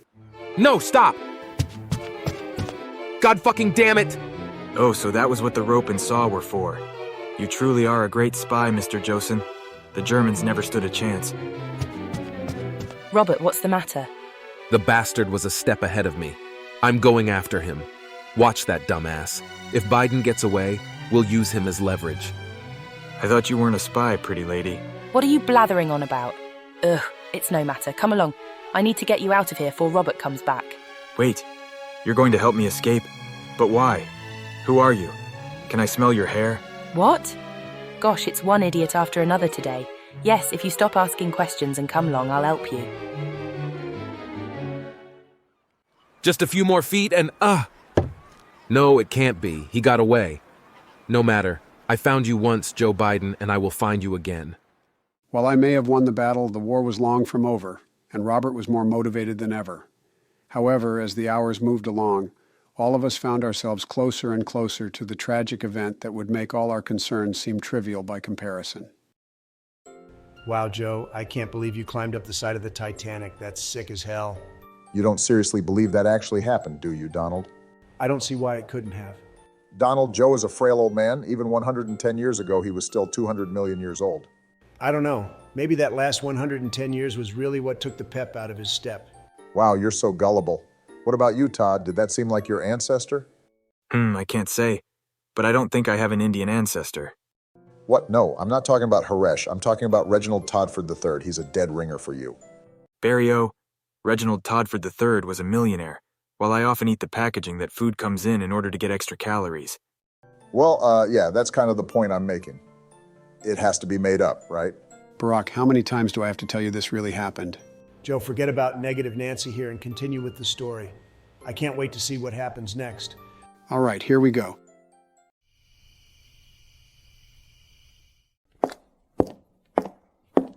Okay, now let's see what kind of leftovers Michelle has in the fridge. Donald, we shouldn't be down here. Not only do I get in a lot of trouble when I'm caught up after my bedtime, but you've already had 2 entire dinners tonight. I'm becoming genuinely concerned about how much you eat. You should see someone. See someone like a chef? That'd be a good idea. Maybe they can give me something better than these Brussels sprouts and mashed sweet potatoes. What's with your husband and health food? Your kind usually goes the fried and salty route. No, like a psychiatrist to find what hole you're filling in your life. Todd hung up because he had to get up early for class tomorrow, and you immediately suggested we raid the fridge instead of continuing Joe's story. Honestly, Barack, my voice could use the rest. It's starting to become a bit hoarse. Oh, wow, Joe. Yeah, that's sounding weird. I'm surprised your voice is still normal, Donald. You spent a full 10 minutes yelling at the Domino's delivery guy because he didn't bring any dipping sauces. Well, the night's still young, and I may have to wake up Michelle to yell at her about the sorry state of her food stocks. Donald, you don't want to do that. Michelle is... Let's just say that she looks different without any makeup on. Oh, I'm sure. I mean, it's probably similar to when RuPaul's out of drag. I'd call you racist or sexist or something, but for once the comparison is fair. Now we turn to a little tech news with Elon Musk, who earlier tonight made an important announcement concerning the social media site X. Oh shit, Joe. I think you set on the remote for our kitchen TV. Quick, turn it off before Michelle hears it. No, keep it on. This sounds interesting. Also, why do you still have a CRT? I use it to play retro games sometimes, like Silent Hill. But I have to keep it in the kitchen because Michelle prefers I play horror games in a common room in case I get scared. Jesus, you're like a fucking toddler. When I first took the helm of X, I knew I couldn't stay in charge for long. I had to find a person who could take on what is perhaps the greatest challenge in the history of social media. But who could possibly live up to such a feat? Luckily, I think I have found a man. Please say hello to the new CEO of X, Haresh. Thank you for that kind introduction, friend Elon. I'm happy that you have asked me to be the new CEO. It is the first time I have had such an important job.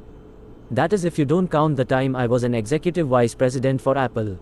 You were right not to count that, Haresh. So, let's get down and dirty and talk about what people want to know. What changes do you plan on bringing to X? I'm glad you asked, friend Elon.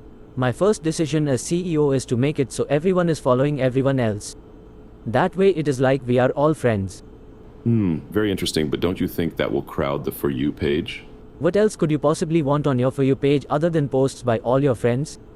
I can't argue with you there, Haresh.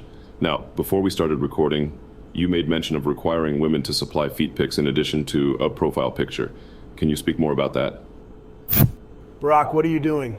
I've been suggesting women be required to have feet pics on their profiles for years. I need to hear if it's going to happen or not. Sorry, Donald, but we should probably get back upstairs. We can watch the clips of the interview on YouTube later or something. Barack, I'm still perusing your fridge. There's an old jar of pickles that are calling my name. And before you say anything, pickles don't have any calories, so you can't fat shame me over eating them. They may not have any calories, but they have a fuck ton of salt. When you count the Domino's, the McDonald's I'm sure you had for lunch, and the 5 minutes you spent just shaking the salt shaker into your palm before licking it off during dinner, you're probably well over 10,000 milligrams today. Keep it up, and you'll have a heart attack. For your information, I had Chick-fil-A for lunch. All I've had at McDonald's today was a large fries on the way here. Same thing. Now close the fridge and let's go back up to my game room. Actually, Barack, my voice isn't the only thing feeling sore. My body is pretty weak from remembering climbing up the side of the Titanic. How about I just continue telling the story down here? Works for me, Joe. Pickles come to Papa. Fine. Just try and keep it down. All right, well, as always, let me do a recap of what has happened so far. So the year was 1912, and I found myself in Queenstown. You know what, Joe? I think we're good on this part. What? But what about the people who this is their first time hearing the story? What people, Joe? It's just me and Donald, and we've been here the whole time. Oh, yeah, I guess that's right. It just feels a little odd not doing it. What if there's a mouse or a termite in the wall who just stumbled by? He'd end up confused. Joe, what the fuck are you talking about? Barack, you often forget that I'm being slowly poisoned to death by the Earth's atmosphere. My mind isn't always there. Okay, Joe. If it really means so much to you, I'll run down the story so far. You were on the run for probably doing something troubling to a child. Naturally, a cop who seems like he's Rob's great-grandfather or something was after you. Somehow you managed to get a ticket aboard the Titanic with a rich guy who's probably Todd's ancestor. In another inexplicable turn of fate, Barack's and my grandfather's were there too. You know what, Barack? This story is pretty wild. Maybe it is made up. Right? I'm glad you're finally seeing it. Shut up. Every word of this story is the honest truth. Okay, what else happened? Oh yeah, there's like a maid who Barack's grandpa wants to bed. Then there's this old guy who seems really important. Old guy? You're talking about the captain of the Titanic, aren't you? Yes, he's important. Shut up, Barack. I'm back to believing Joe because of that little sarcastic remark. Oh, I almost forgot. You got cornered in your cabin by the cop, but you made a daring escape out the window. And that was where we left off. I've heard tell from some of the other passengers that we've been getting iceberg warnings. Should I be concerned, Mr. Andrews? Not at all. The northern route is always full of icebergs, but ships pass through it every day without incident. That's a relief to hear. Also, knowing the Titanic has a double hull puts me at ease. Oh yes, well, of course. You seem a little off there, Mr. Andrews. Something wrong? Nothing that should concern you. You're right about the double hull. It's just not as double, if you will, as I initially wanted. Mr. Andrews, I'm just a dumb hick. So if you're expecting me to catch your meaning, you're gonna have to spell it out. Well, you see, Mrs. Brown, and don't tell the other passengers this, but the double hull only extends on the bottom of the ship. It protects Titanic from the seabed, whereas the portions above the waterline are not quite as sturdy. Wait, doesn't that mean... Out of the way, out of the way. I need to get through now. Come on, people, didn't you hear me? This is life and death. If I'm not mistaken, that's Mr. Todford's valet. I haven't seen him since he ran off at dinner a few nights ago. I wonder where he's been all this time.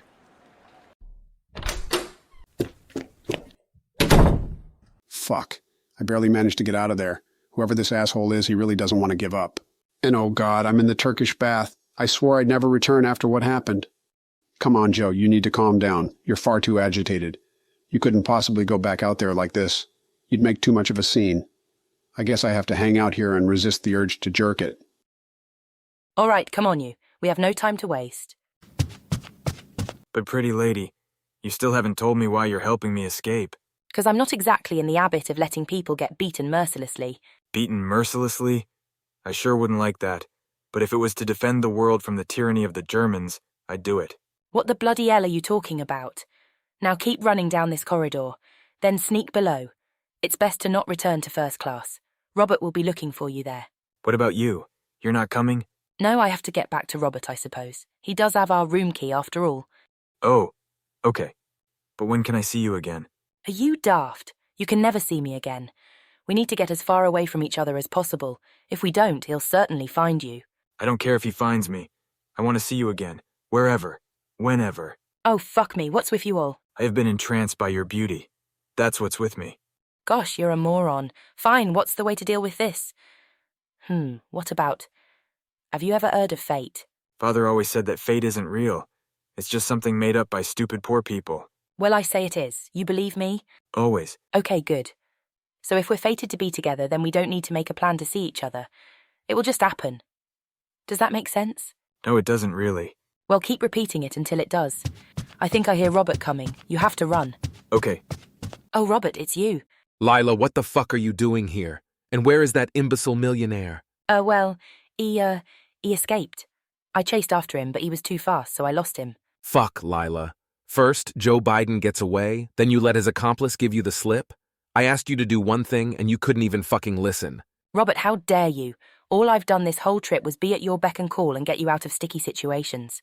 You'd have been locked up in the brig that first night if it wasn't for me. Like I couldn't break out of some boat prison? That's not the point. You're absolutely the most selfish, unappreciative, egotistical man I've ever met. I don't really know what he did, but I wager that this Joe Biden is a much nicer guy than you are. Niceness doesn't fill hell with souls. A ruthless pursuit of justice does. And if you keep this up, when your ticket is punched, you'll end up right down there with him. Maybe so, but I've always preferred a warm climate. Geez, you just can't spend 2 seconds looking at yourself in the mirror, can you? What the fuck are you talking about, Lyla? I'm talking about how I think I'm done with you, Robert. You'll need to go after this Joe Biden yourself from now on. Is that how it is? Well, fine. My only use for you was identifying him, and I've seen him myself, so you're worthless to me now. Robert, one day you're going to look back on all the people you stomped all over and regret it.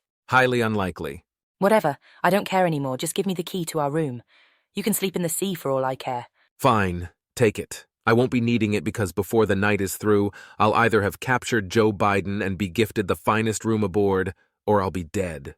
Be careful what you wish for, Robert, for it might just come true. Hey, baby. You ready to take this to the boudoir? That's perfect, Onyango. No way will she be able to resist you like this.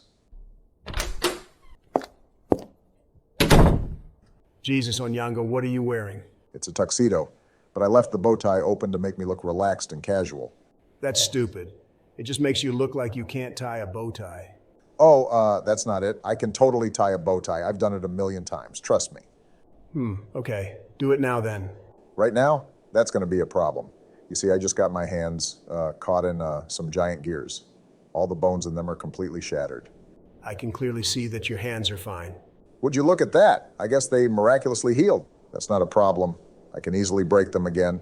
Where did my wrench go? Okay, Onyango, chill out. You don't have to mutilate yourself to impress me. Come here. Just hold still for a second, and there we go. Oh, wow. Thanks, Trump. No worries. I learned a lot of useless crap like that in Bavaria. Huh? We've never really talked about that. What was life like over there? Why did you leave? It's boring. You wouldn't care. No, tell me. I want to know. Well, if you're sure, but it's nothing to write home about. I was one of like a bunch of children, 6, I think. I never really kept track. Most of them ended up working in the fields, even though they weren't black. I, on the other hand, was too weak for that most of the time. So my mother sent me to work for a barber. I spent nearly 3 whole years working every single day for that asshole. Then when I was about your age, I learned if I stayed any longer, I'd have to enter the military, so I left for America. You had to work every day for 3 years? Yeah, it was awful, but I learned a lot of stupid stuff, like how to tie a bow tie, so maybe it was worth it. Hey, Trump, I know our relationship to this point has been pretty much quid pro quo, but I'm really starting to like you. I hope we keep in touch after this. I don't know. We'll see, I guess. Don't worry about that now, though. Just worry about how you're going to seal the deal with that woman tonight. Oh, you know it. Once I get the chance to lay on that Obama charm, she won't be able to say no. Hey, Joe, can you hold up for a second? What's up, buddy? Actually, while we're stopped, Donald, can you close the fucking refrigerator? Well, Barack, what's with the hostility? The fridge has been open for the last 10 minutes. Not only are you probably going to cause my next electric bill to be crazy, but it's freezing in here. Barack, I'm still eating pickles. It's not like I have it open for no reason. Then why don't you just take out the jar and put it on the counter? Because I don't want the pickle juice to get warm, thereby affecting the crispness of the pickles. Brock, I'm with Donald on this one. Speaking of, can I have one of those pickles? I think the saltiness might help my sore throat. Sure thing, pal. Thanks. So why did you stop me? Unbelievable. Oh, right. I almost forgot. I'm just a little confused about why Barack's grandfather is into this specific woman. Well, she was quite handsome, if I remember correctly. I'm sure, but that's why I'm confused. I'd assumed that Barack's grandfather would have shared his affinity for the more testosterone-heavy females. Seriously, Donald? Joe, don't even acknowledge this. Just go back to your story. It's a fair question. No, it's not. Go back to your story. Keep the boat steady, Hitchens. Aye, Officer Murdoch. Ah, Mr. Bride, what can I do for you? Evening, First Officer Murdoch. I have a report of ice that just came in from the Californian. Thank you, Mr. Bride. Let me see here. Latitude, 42 degrees, 3 minutes north. Longitude, 49 degrees, 9 minutes west. 3 large bergs, 5 miles to the southward of us. Regards, Lord. Very good. We'll have the men up in the crow's nest. Keep a sharp eye. Sir, are you not concerned about the number of iceberg warnings we've received? This was our 4th today alone. Oh, we'll be fine. Don't you worry. Wouldn't it at least be prudent to tell the captain to slow down? We're going nearly top speed. Haha. If you wish to interrupt the captain's dinner with the Wideners, be my guest. Sir, I'm being serious. How old are you, Mr. Bride? I turned 22 in January. I thought so. And you've been at sea for how long? A little over 6 months, sir. 6 months? You're still getting your sea legs, my boy. No wonder you're so troubled. but all this is quite customary. Trust me. The captain said a similar thing to me earlier. And you'd be wise to listen. Now, best you return to the radio room. Yes, Officer Murdoch. Officer Murdoch, I forgot to mention one other thing. Oh, what would that be? As I was heading here, I passed the Turkish bath, and I regret to say there were unusual noises coming from in there once again. Really? You should have said that right away. This might be our chance to catch the man who jerked off in there. Oh, God. Oh, yeah. Oh, God. Oh, God. Oh, God. Ugh. What is wrong with you, Joe? You promised yourself that you wouldn't do this anymore. Okay, Joe, come on. You have a question, Barack? It's not really a question, it's more a comment. Lay it on me. When we were on the phone with Todd, you insisted that you didn't jerk off in the Turkish bath. But you literally just told us that you did. No, I didn't. What makes you think that? Come on, Sleepy Joe, your exact words were, back in the Turkish bath, I was doing something shameful out of you that involved vigorously moving my arm near my pelvic region. So what? That could be a million things. Name one. Pass. Joe, if you admit the truth to us right now, we won't razz you too hard. We promise, don't we, Donald? Speak for yourself. I always reserve the right to razz. Guys, I'm telling you that I wasn't jerking off.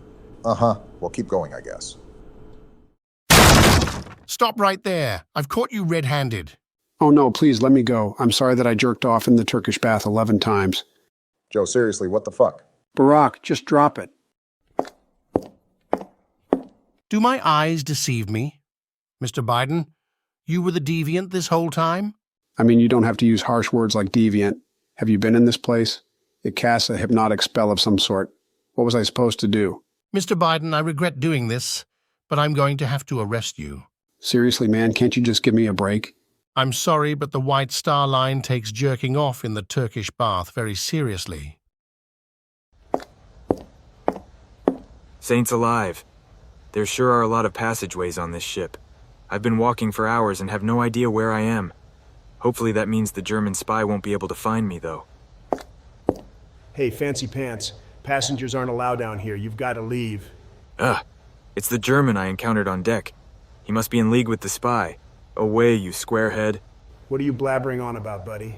Sir, I am not very versed in the ways of physical combat, but I will fight you to defend the purity of America. Have at thee. Dude, what the fuck was that for? Do you yield, sir? There are more than a few strikes coming your way if you don't surrender. First of all, that didn't even remotely hurt. Second, I couldn't be more confused about what you're talking about. Just go back on deck. Alas, that is an impossibility. There is a German spy who is searching for me and my valet. A German spy searching for you and your valet? Could it be? No way. That guy wasn't even German, but maybe. You're Reginald Todford III, right? That's American millionaire. Reginald Todford III to you. Yeah, whatever. So I think I know the guy you're talking about, and unfortunately it means my buddy might be in some trouble. Explain yourself. Well, you see, earlier today this weird guy and this woman found me and my pal and asked us if we knew where you were. It's a long story, but my buddy really wants to explore the Ivory Coast, if you catch my drift. So I told them where you were in exchange for her having a little rendezvous with my friend. Egads, I was right. You are in league with the spy. Only accidentally, but now I'm concerned because my friend just left to meet with the woman. And if she is bad news, he could be in some real danger. I need to go after him, so bye. Wait, this woman, is she the personification of beauty, and the only person fit to model for the Roman goddess Venus? I mean, she's not my type, but my buddy seemed to take a liking to her, so maybe. I can't believe the woman I am fated to be with is about to be defiled. I'm coming along too to stop this. Good night, Mr. and Mrs. Widener. I hope you find a chef for your new hotel soon. Old man, I need full command of this ship, and I need it now. Oh, Mr. Robertson, this sure is the treat. What can I do for Titanic's star of the stage? First, I need you to round up any and all weaponry you have aboard. Then, I suggest we distribute them to the crew starting with the most physically fit. After that, a full search of the ship must be done, and— Dear me, Mr. Robertson, I don't want to give acting notes to such a seasoned professional, but if you'll permit an old man a word or two, I think less is more is the name of the game when playing Holmes. He's an intellectual after all. Shut up, Grandpa. That game is over. I'm no actor, and my name isn't Mr. Robertson. I'm here to catch a criminal, And to do that, I need the power to freely execute passengers until the evildoer surrenders himself. You see, this is what I'm getting at. It doesn't seem realistic that Sherlock Holmes would execute passengers on an ocean liner. Can I ask who is the playwright for your show? There is no playwright. This is real life, and there will be real-life consequences if you don't get that fact through your thick skull. No playwright? This must be a very modern production. Lyla, I can't believe you saddled me with this ridiculous backstory. Okay, Crypt Keeper, I'm going to try and explain this one more time. I am not an actor. My name is not Mr. Robertson. I'm a detective on this ship looking for a nefarious criminal. Earlier today, I cornered him in his cabin, but he made a daring escape, jumping out the window and climbing up the side of the ship. At this very moment, he could be anywhere, and he's likely to be very desperate now that his cover is blown. Ooh, climbing up the side of a ship is an exciting plot point. I'm assuming it ends an act, does it not? I hate everyone on this ship so fucking much. What was that, Mr. Robertson? Forget it, Methuselah. You're clearly going to be no help. God, what can I do? Maybe a walk in the fresh night air will clear my head. So, who are you most looking forward to seeing at the opening of Fenway Park? I love all the Red Sox equally, but if I was forced to pick a favorite, it'd have to be my boy Smokey Joe Wood. Smokey Joe Wood, but Buck O'Brien is a much better pitcher. Buck O'Brien is just a spitballer. He doesn't have the kind of skill Smokey Joe has, trust me. All right, in you go. Please, First Officer Murdoch, you can't do this to me. I promise I won't do it again unless I literally can't resist the urge, which is highly likely. I'm sorry, Mr. Biden, but rules are rules. Once we get to New York, you shall be charged with indecent exposure and the defiling of a Turkish bath. Oh God, what am I going to do? On the upside, there are only Chinese guys in here with me. I was a little worried I'd be sharing a cell with a black guy who finally snapped from years of oppression. All right, it's almost time for bed, but I ought to warn Titanic about that iceberg we passed first.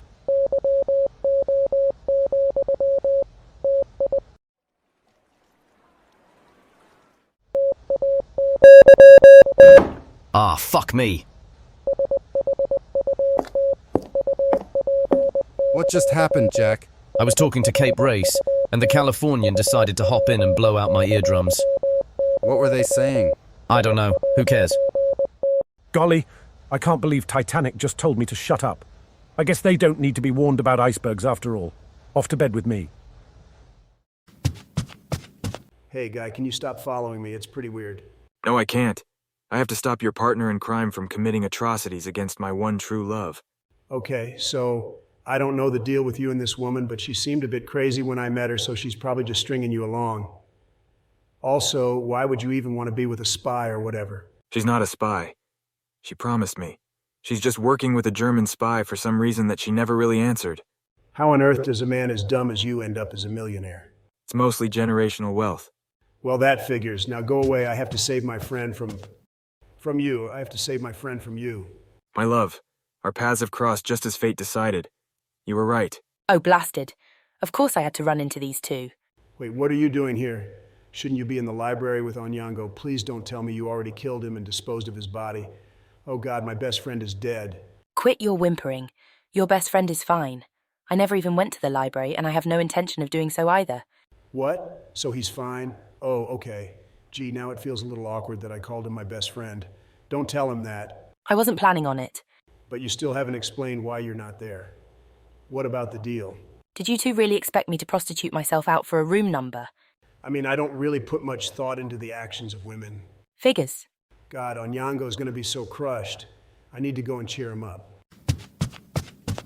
My love, now that we're alone, we should start our wedding plans. Did you want to honeymoon in Paris or Rome? We could always do both, too. Sorry, Buster, but we're not getting married, so if you'll excuse me... Wait, is it something I did? How did I sour our once great relationship? What are you talking about?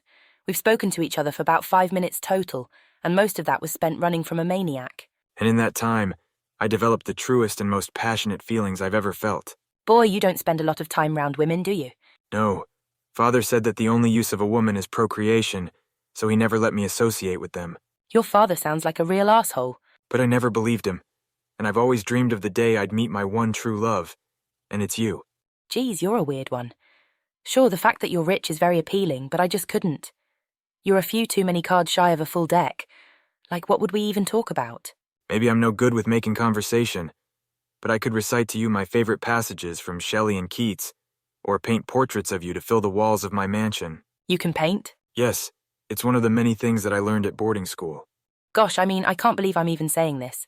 But while you're a weirdo, you're certainly the most polite and interesting man who's ever hit on me. Unfortunately, you're definitely not the smartest. Well, as Father always said, what I lack in brains, I certainly make up for with ignorance. Fuck me. All right, do you want to come back to my room? Oh boy, Onyango, get ready because any second now, a beautiful white woman is going to walk through that door and you're going to get to sleep with her. The dreams of all my ancestors are about to be fulfilled. Trump, what are you doing here? My date is in a few minutes. You have to leave so she doesn't end up thinking this is a three-way deal. Actually, that's the reason I'm here. You see, I ran into the woman in the hall and she told me she wasn't coming. I'm sorry, pal. Ha ha, you're just messing with me, aren't you? This must be that famous German sense of humor. Good one, but you really have to go. Onyango, you and I both know that Germans have absolutely no sense of humor. I mean, I've heard that before, but that would mean that... Frederick, is she really not coming? Unfortunately not. I'm so sorry. I know I promised you that I'd find you a woman, but hey, we still have a few days. So tomorrow morning, let's start again fresh. What do you say? Damn it, I can't believe she stood me up. This is Hadija all over again. Hadija is the name of my ex-girlfriend, by the way. Yikes, but keep going. You see, Hadija and I would meet up every night at the non-poisonous well in our village. We did that every day for 2 years. Then one day she didn't show. The next morning I saw her on the arm of Akello, the toughest guy in our village. That must have stung. Oh, it gets even worse. When I saw them, I ran right up to Akello and challenged him to a fight to win the heart of Hadija. Naturally, I got my ass handed to me. I just sat there, black and bruised, everyone laughing at me, including Hadija, the girl who told me she loved me time and time again. I couldn't take the embarrassment. I ran off right then and there. Huh, so that's how you ended up on the Titanic. Yeah, it's no great story of trying to make one's way in the world. It's just the story of a sad, broken-hearted boy who can't face his past. Hey, don't say that about yourself, Onyango. What you're doing is awesome. Think of it, you're the only black crewman on all of the Titanic. You can't say that about Akello. That fucking guy is probably back in your village banging two rocks together, but you aren't. You're out here showing the world what Onyango Obama is made of. Yeah, I guess that's true. Thanks, Trump. Of course, and whoa, would you look here?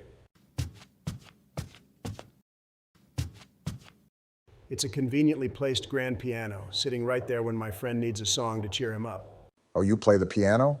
I dabble. In fact, I've been writing an operetta for years. I have a great title. It's called Trump.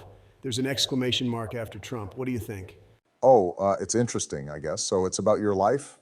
Yeah, kind of. You see, I felt my life wasn't exciting enough for the stage, so I made up a bunch of details. Like at one part, my character is on a giant ocean liner that hits an iceberg and sinks. There's a great ballad for me at that moment. Do you want to hear it? Oh, I mean, you don't have to. It'd be nice to just talk for a little more, maybe head back to the bunks. Well, if you insist I sing the song, I can't exactly say no, can I? I didn't insist. In fact, I'd probably prefer if you didn't. Onyango, stop drilling. You've struck oil. So here it is.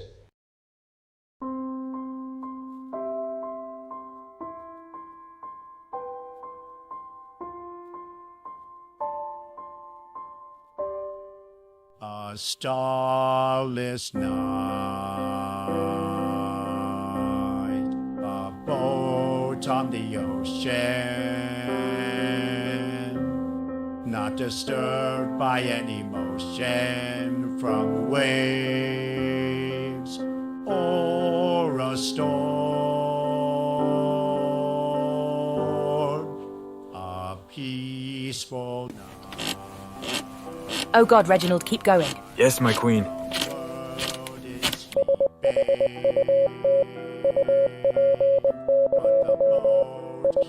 My goodness, it's a beautiful night, isn't it, Hitchens? Aye, First Officer Murdoch. Dark and phone.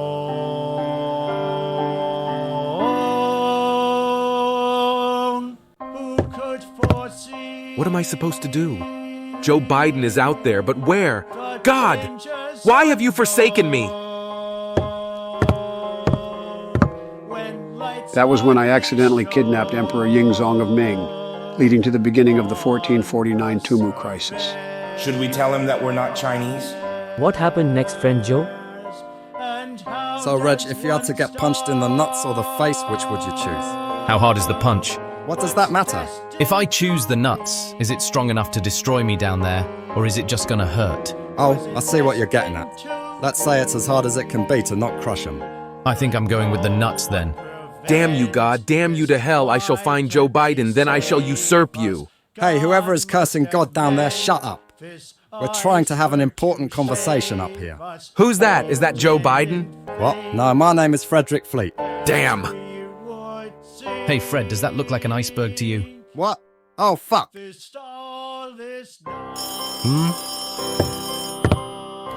Yes? Iceberg, right ahead. Hitchens, helm hard a starboard.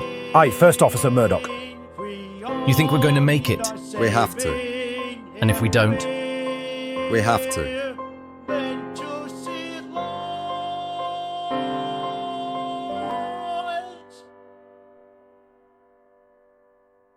After this starless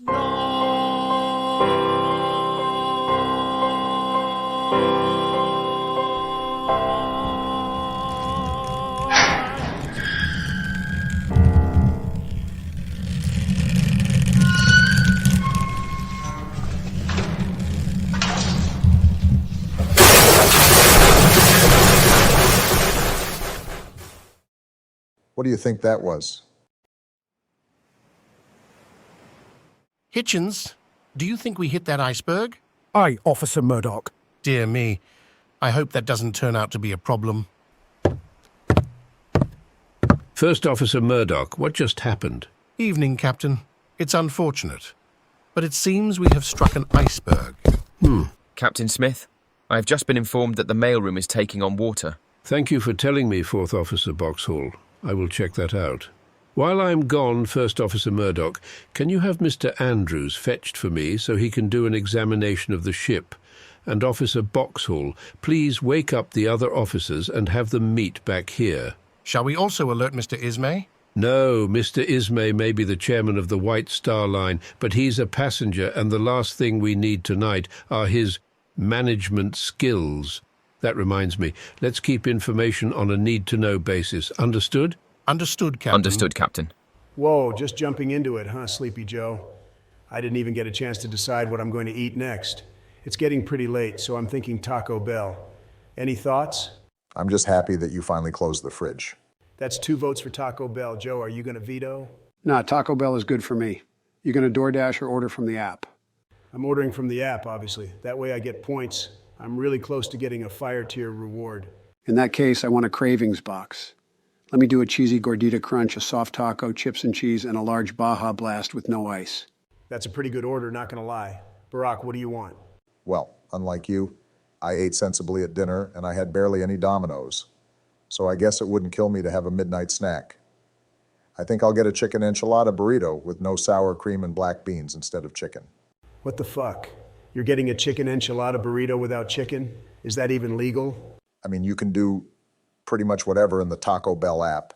That's assuming your payment goes through, of course. I know, but like chicken is in the name. Whatever, I guess. Personally, I'm gonna get my go-to order. The meal for 4 and a large Diet Pepsi.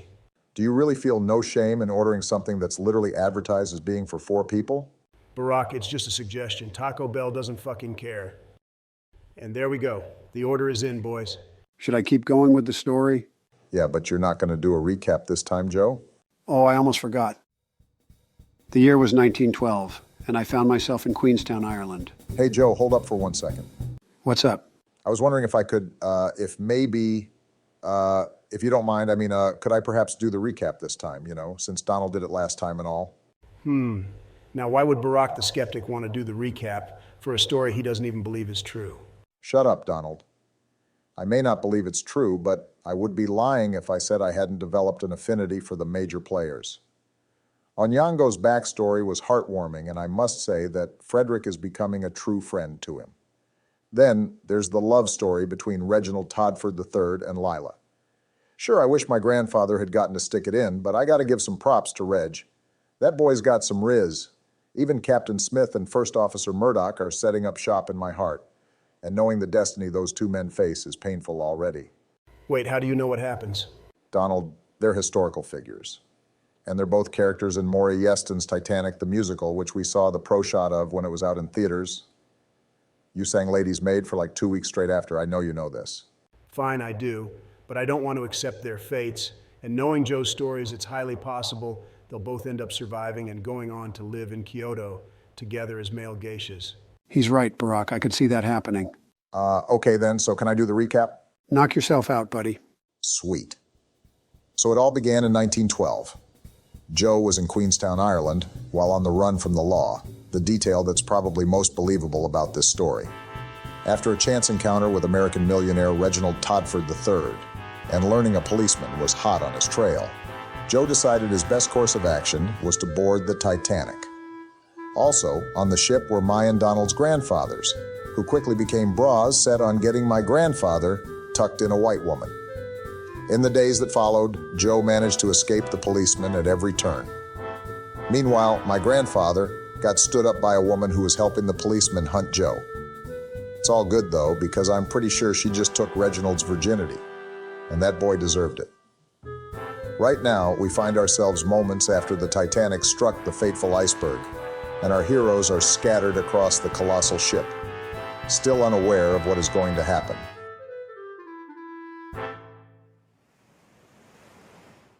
Onyango, you're the boat guy here. What was that? Honestly, I can't say. Maybe we dropped a propeller blade. Can you explain that in English? Is it bad? Well, it isn't good, but the most that it really means is we have a rough ride ahead of us. Man, tonight is just not my night, is it? That's a relief. I was worried that we might have hit an iceberg like in the song. That would have been wildly coincidental. Oh, hey, Joey, what's up? Evening, 4th Officer Boxhall. Evening. 7th Officer Donaldson. The captain has ordered all officers to meet on the bridge. Onyango, I guess you have the night off. But unfortunately, I'd suggest you get to the engine room as soon as you can. We're in for a long night, gentlemen. What? Why? Because of the dropped propeller blade? That wasn't a propeller blade. Sounding kind of ominous there, Joey, so what was it? I probably shouldn't be saying this in front of non-officers. The captain told me to keep it quiet, but I trust you, Onyango, so I'll tell you that Titanic has struck an iceberg. Really? Jesus Christ, I think I may be a psychic. God, what a terrible burden to have to bear. I'll make sure to always use my power for good, unless, of course, someone really annoys me, and I have to get even with them. I didn't follow any of that, but you don't have the time to explain it, so let's just get to work, gentlemen. Wait, Officer Boxhall, just answer me one question. How bad is it? The damage, I mean. Hard to say. We're taking on some water, but the ship at least appears to be seaworthy. We'll know more when Mr. Andrews finishes his examination. Hey, anyone, there's a leak in here. You've got to let us out. Joe, you've been yelling for 10 minutes. I don't think there's anyone there. Don't be so negative, friend Kim. I for one think we should all yell together like best friends. Thanks for the support, first Chinese man. But I think second Chinese man is right. It's pointless. This is where we're destined to die. Who could have guessed that Joe Biden would finally meet his maker by the hand of something as lame as water? Maybe some guy who's really obsessed with water, I don't know. I'm more focused on how I'm gonna miss the opening of Fenway Park. You can't think that way, friends. Friend Joe, you're going to live to have exciting adventures for the next 200 million years, and friend Kim is going to get back to Korea to see his son. Oh yeah, the thought of my son didn't even cross my mind. I guess I'll miss him too. What are all these lunatics doing? We hit an iceberg, and they decide to play around like we're in a fucking Charles Dickens novella. Whatever, it's fine. I can use this to my advantage. A damaged ship means a longer voyage, more time to find Joe Biden. Good evening, Mr. Robertson. You've decided to join in the fun? What? Oh, it's you. The woman without the butthole. No, there's nothing in this world that I would remotely call fun, except maybe the look of true fear in an evil doer's eyes. Can't drop the acting shtick, can you? Say, where is that firecracker of a wife of yours? I'm assuming you're referring to Lyla. She's not my wife, and she's not anything else to me anymore either. We've gone our separate ways. That's sad to hear. Why? Well, it seemed like the two of you were quite the pair, bringing out the best in each other. Like at dinner the other night when she kept apologizing to waiters after you punched them, and you showed her how to remove a splinter with your bare teeth. Tweezers are a scam. I don't care what anyone says. So, do you miss her? Why would I miss her? She meant absolutely nothing to me. Just another pawn on my field. Come on, Mr. Robertson, I may be dumb, but even I don't buy that. It was clear you cared about her. Think what you want, woman. Now leave me be. I have a criminal to catch. Fine. Good night, Mr. Robertson. Actually, wait 1 second, butthole woman. Yes, Mr. Robertson?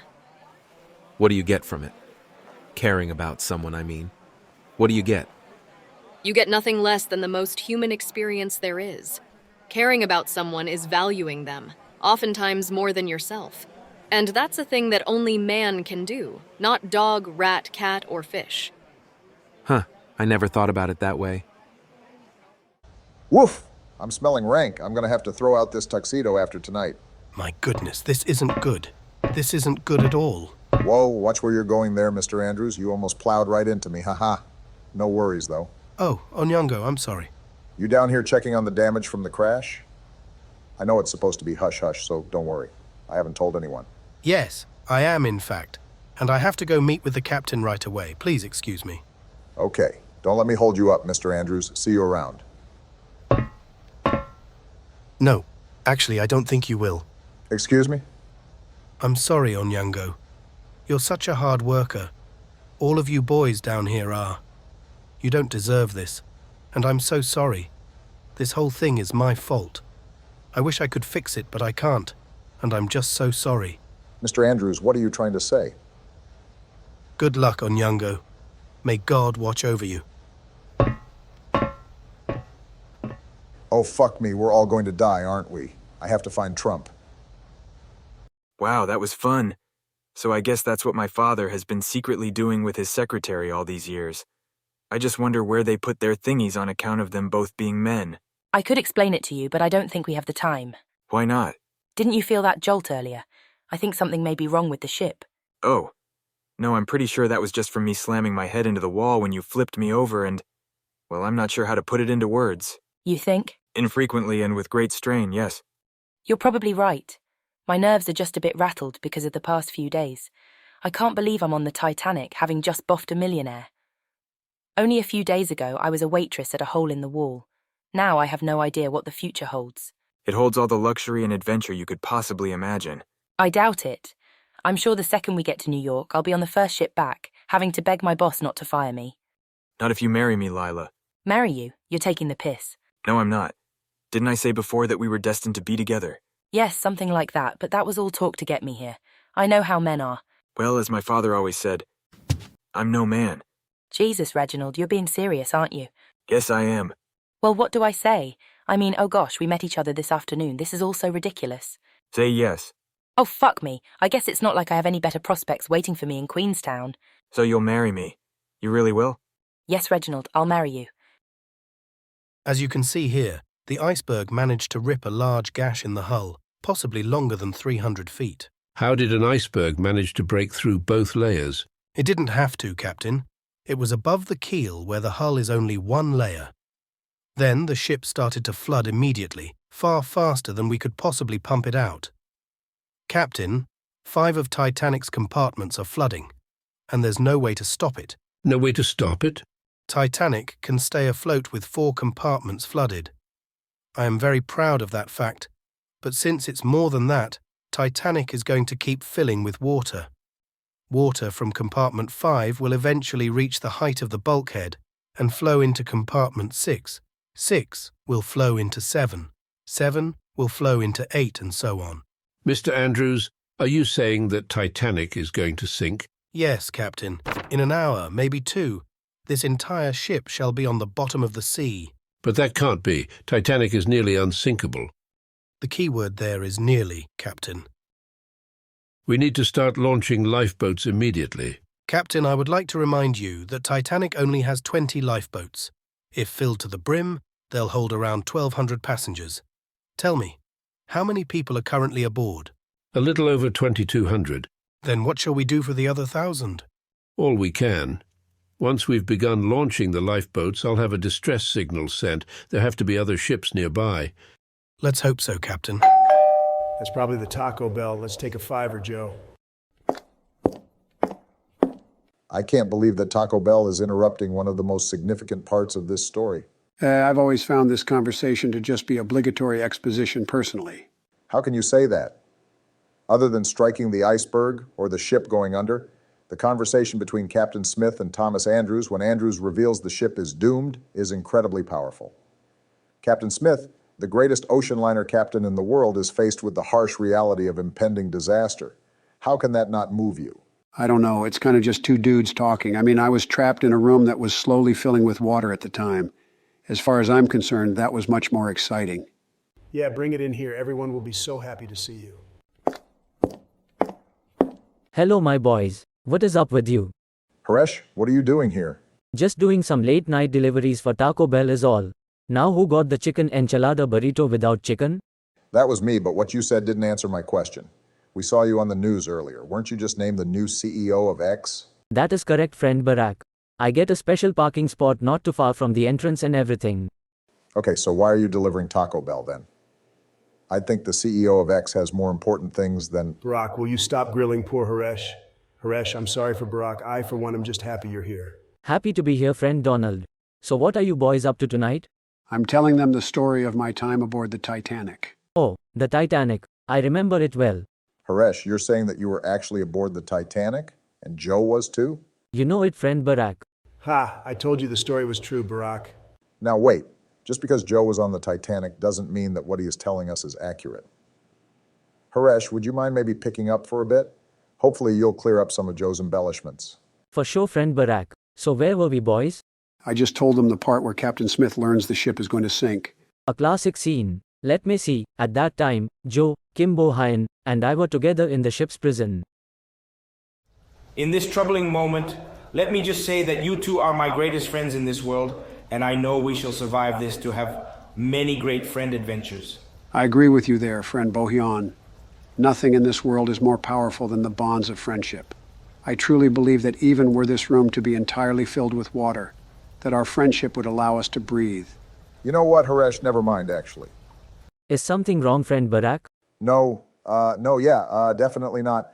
I just figured Joe has been telling us the story this whole time, so we might as well stick with him. I appreciate the vote of confidence, Barack. The friendship between the two of you is truly heartwarming. And it's perhaps for the best since I must be going. What? You're not going to stay and listen to the story, Haresh? Sorry, but I have many more Taco Bell orders to deliver. Then I have to prepare to give testimony in front of the Senate Judiciary Committee tomorrow. My boy Dick Durbin is the chair of that. Call him a little bitch for me. He'll know what I mean. Will do. All right, good night, friends. God, why aren't he and I ever single at the same time? So are you going to get back to the story, Joe? Sure, why not? Oh, damn, it looks like I'm a little late to the party. What's up, Harold? How's it going, Jimmy? Not bad. And yourself, Big D? You know, could be better. But I'm managing all things considered. Evening, gentlemen. Could I have your attention? About 20 minutes ago, we struck an iceberg, and I regret to inform you that the damage to the boat is serious. How serious, Captain? I won't mince words with you because we don't have the time. Titanic will not live to see another day. That's impossible, Captain. I was in charge of the bridge at the time of the collision. It was barely a scratch. Mr. Andrews conducted a thorough examination, and he's convinced the ship is going under. But Titanic is unsinkable. Nearly unsinkable. Now, we don't have time to discuss this anymore. If we hope to save even half the souls aboard tonight, we need to get moving immediately. Chief Officer Wilde, you shall work on lowering and loading the lifeboats on the starboard side. Second Officer Lightoller and Seventh Officer Donaldson will assist you. First Officer Murdoch, you shall do the same on the port side, assisted by Sixth Officer Moody. Third Officer Pittman, Fourth Officer Boxhall, and Fifth Officer Lowe shall go with you. I want the three of them each put in charge of a lifeboat. Yes, Captain. Per our code of conduct as Englishmen, women and children go in the lifeboats first, and in order to prevent as much panic as possible, keep the knowledge of the ship's inevitable demise close to the vest.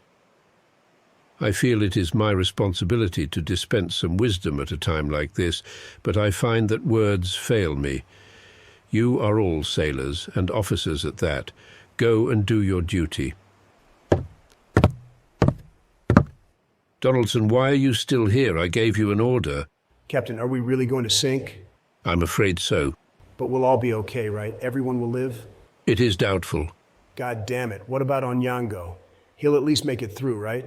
No, I fear that none of the engineers aboard this ship will live. Jesus fucking Christ. But he's got his whole life ahead of him. He has to get back to his village and show that smug prick Akello who he truly is. Or maybe he can go to America and make his fortune, but he's got to live. He's just a kid. So are the cabin boys. I don't think there's a single one of them above 15, and I don't believe any of them will survive either. Fuck. How can you stand there and say this shit? You're okay with just using people and letting them die. I mean, Onyango isn't even a listed crewman. So what's gonna happen? He's gonna drown, and not a single person will ever know his name or that he mattered. 7th Officer Donaldson, I care for all the souls aboard my ship, but I am not a god. Of course you aren't, but you sure like acting like one when it means you get to eat fancy dinners and hobnob with tycoons. You know what? I fucking quit. I have to go and find Onyango, so if you'll excuse me. You can't exactly quit a job you never had, Mr. Trump. But that doesn't mean you aren't right. Sir, I have to ask you to return below deck for the time being. We're trying to prepare the lifeboats, and you're getting in the way. Preparing the lifeboats? Not on my watch. Joe Biden could use one to escape. You're in league with him, aren't you? Sir, please go below deck and get a lifebelt on. We will give passengers more information very soon. Out of my way. I have to save my best friend. 7th Officer Donaldson, what are you doing? Go help the Chief Officer uncover lifeboats. Shut the fuck up, Lightoller. I don't work for the White Star Line anymore. I can do whatever I want. It's you. You're the man who gave me Joe Biden's room number. Did you warn him ahead of time? Is that how he escaped? Answer me. Out of my way, you fucking weirdo. I don't give two shits about you or Joe Biden. All I care about is making sure my friend survives the sinking. Sinking? The ship is going to sink? Donaldson, the captain ordered us to keep that information quiet. Oh my fucking God, Lightoller, why are you still here? Just go away. Finally, I don't know why, but that guy just pisses me off. Now, if you'll excuse me. You're not going anywhere until you tell me where Joe Biden is. What's wrong with you? Let me go. Give me the information. Fuck, dude, I don't fucking know. The ship is sinking and all you can think about is a guy. Granted, all I can think about is a guy, but it's an entirely platonic way, I assure you. Nice try, but you're not leaving my side until I get what I want. Now let's go. Everybody up! Put lifebelts on! Huh. I wonder what the problem is. I think I know. Oh God, the sound earlier wasn't just from you banging your head as I fingered your asshole. Something must be wrong with the ship. Don't worry, Lyla. Even if that is the case, I, and by that I mean my vast wealth, will keep you safe. Thank you, Reginald. That's a bit of comfort. Now let's do what they said and get our lifebelts on. What did the Carpathia say? They're 58 nautical miles away. It's going to take them at least a few hours to get here. Captain said we might only have an hour. There has to be a closer ship. I'm trying to find one, Jack. Well, try harder. Shut up! I'm not the one who ignored that message from the Californian earlier. What if it was an iceberg warning? It could have saved us. It wouldn't matter. We sent a dozen iceberg warnings up there. They ignored every single one, like the Californian could make a difference. Like the Californian could make a difference. You just gave me an idea. What? The Californian blasted out your eardrums earlier, didn't it? That means it was nearby, so it may still be nearby. You're right. Well, it's worth giving a try. Trump, where are you? It's me, Onyango. Onyango, why aren't you in the engine room? We need as many of you boys down there as we can get. Oh, 2nd Officer Lightoller, do you know where 7th Officer Donaldson is? No idea. He up and quit in the middle of a tragedy. Talk about a coward. So you saw him? Do you know where he might have gone? Can't say. When I left him, he was talking to some crazy passenger. Crazy how? He seemed hell-bent on finding a man named Joe Biden. Thought I might be in league with him or something. Joe Biden? I know that name. Yeah, of course you do. He's the man First Officer Murdoch found jerking it in the Turkish bath. He's currently locked up in the prison along with a couple of Orientals. The prison, huh? Well, it's not much to go on, but it's my only lead. I sure hope you're there, Frederick. You're a lunatic, you know that? Shut up and keep walking. What is your obsession with this Joe Biden guy anyway? That's on a need-to-know basis. Whatever, don't tell me. You're clearly an asshole after all. That's probably why that woman ditched you. She ditched you, right? I mean, she's not here right now. That seems to say everything. You don't know shit about her, so just shut the fuck up. Wow, I seem to strike a nerve. Stop it with this pointless chatter. Now, if you were Joe Biden, where would you be? I get the impression that you think that question is more than just straight insanity. Let me word it another way. If you were to hide somewhere on the ship, where would you go? That's a good question. There are normally either passengers or crew pretty much everywhere, except apparently in the Turkish bath. Some guy managed to jerk off in there like 11 times. I wonder if anyone caught him. I guess it doesn't matter at this point. Other than that, I don't know. Please, we're drowning. Wait, did you hear that? What? Oh, maybe just barely. What's below us? I mean, I'm not obsessed with the layout of this ship like some loser, but if I had to guess, it's probably the prison. The prison. That's the perfect spot to hide. Or it would have been if it hadn't been for me. Let's go. You're joking, right? The level below is probably close to flooded. That just means we haven't a moment to lose. I don't wish to worry you, my friends, but I'm starting to think we may be in some danger. I'd have to agree with you, Haresh. You know, after so many thousands, nay millions of years, I have developed perhaps the smallest curiosity about the nature of death. If there's any silver lining in this, it's that I shall most likely soon satisfy that curiosity. Wait, what? There I was, knocking on death's door. 2 parties were on their way to me, but would they reach me before the Grim Reaper claimed his cherished prize? And even if they did, would that fate be any more preferable? Wow, I'm on the edge of my seat. I wonder if Joe survives. I'm pretty sure Joe's gonna survive. What makes you think that? Let's just call it a hunch. Well, I guess we'll see.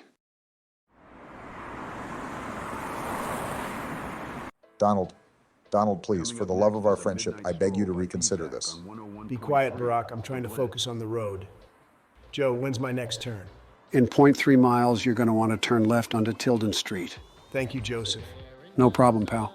Donald, it's the middle of the night, and you've had so much food today, an ungodly amount. I considered putting it into a calorie calculator, but I'm genuinely frightened of what the result will be. Your point, Barack? My point is, maybe this quick trip to Wawa, as you put it, can wait for another day. Barack, I already told you that I'm just getting a little snack, nothing major. Barack, to be fair, I seconded the trip to Wawa. I could use a coffee to keep myself awake. I'm already sensing the Sandman spell coming over me, and I have a lot more story to tell. Donald, I'm not ready to watch you die. Whoa, you're getting way too dramatic with this, Barack. Oh, shit. Would you look at that, Barack? I almost crashed. Clearly, it's your worrying that's far more dangerous than my eating habits. And I missed Tilden Street. I'm gonna have to take a U-turn. No, you can't. There's a double yellow line. Just wait for the GPS to find an alternate route. Barack, don't be such a Nancy. What's the worst that could happen? See, I told you not to make a U-turn. Chill, Barack. Do you really think that a cop is gonna give a ticket to the greatest president in American history? He might. What would you do then? I don't know, Joe. Do you still carry around the Bulldog 44? Nah, sorry. Kamala learned I had it and made the Secret Service forcibly disarm me. It was actually kind of thrilling being at the mercy of a group of large men, not gonna lie.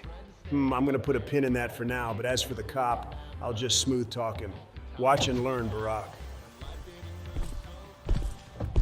Good evening. Can I see your license and... Wait, it's you three? Hi, it's Rob. Donald, drive. Oh my God. What the fuck is he doing here? I thought he was still at Rutgers. I don't know, but we have to, go into hiding, flee the country. Maybe we should call Sarah Paxton. She clearly knows how to make everyone forget about your existence. All good suggestions that we can discuss over some Wawa. You've got to be kidding me.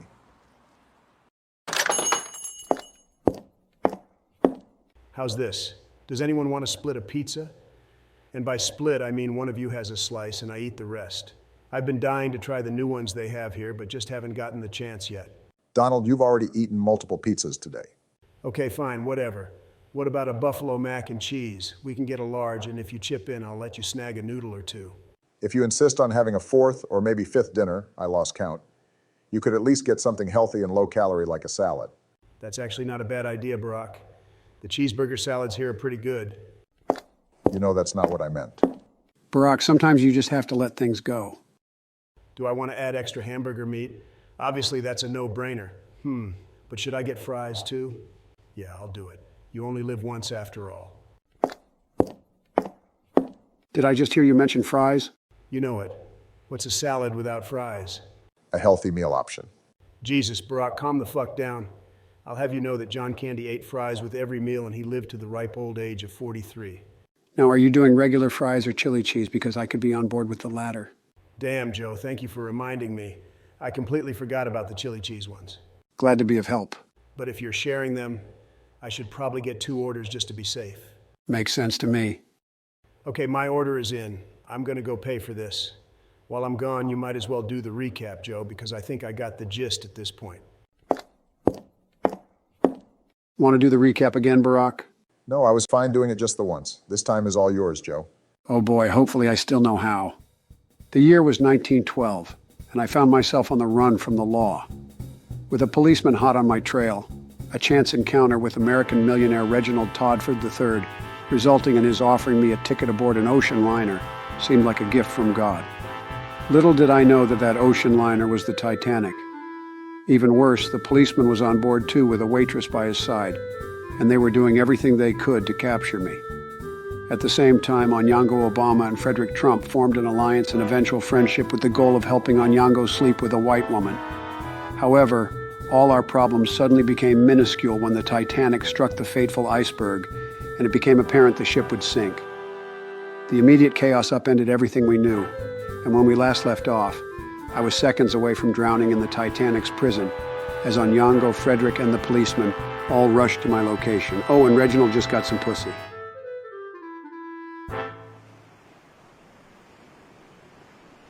Goodness, Reginald, I'm so worried. Do you think we'll be all right? Of course, my sweet. I'm sure the ship will hold, and if it doesn't, we clearly have more than enough lifeboats for everyone aboard. Dear God, I can't believe we're sinking. We don't have nearly enough lifeboats for everyone aboard. Mr. Ismay, what did you say about the ship sinking? Is that true? Oh, well, you see... Don't you worry, Mrs. Robertson. The crew has everything under control. I'm not sure how that could be the case when you don't have enough lifeboats. That is quite customary. Lifeboats are more often than not just used to ferry passengers from one ship to another, not to hold everyone indefinitely, and I'm sure such a ship will arrive very shortly.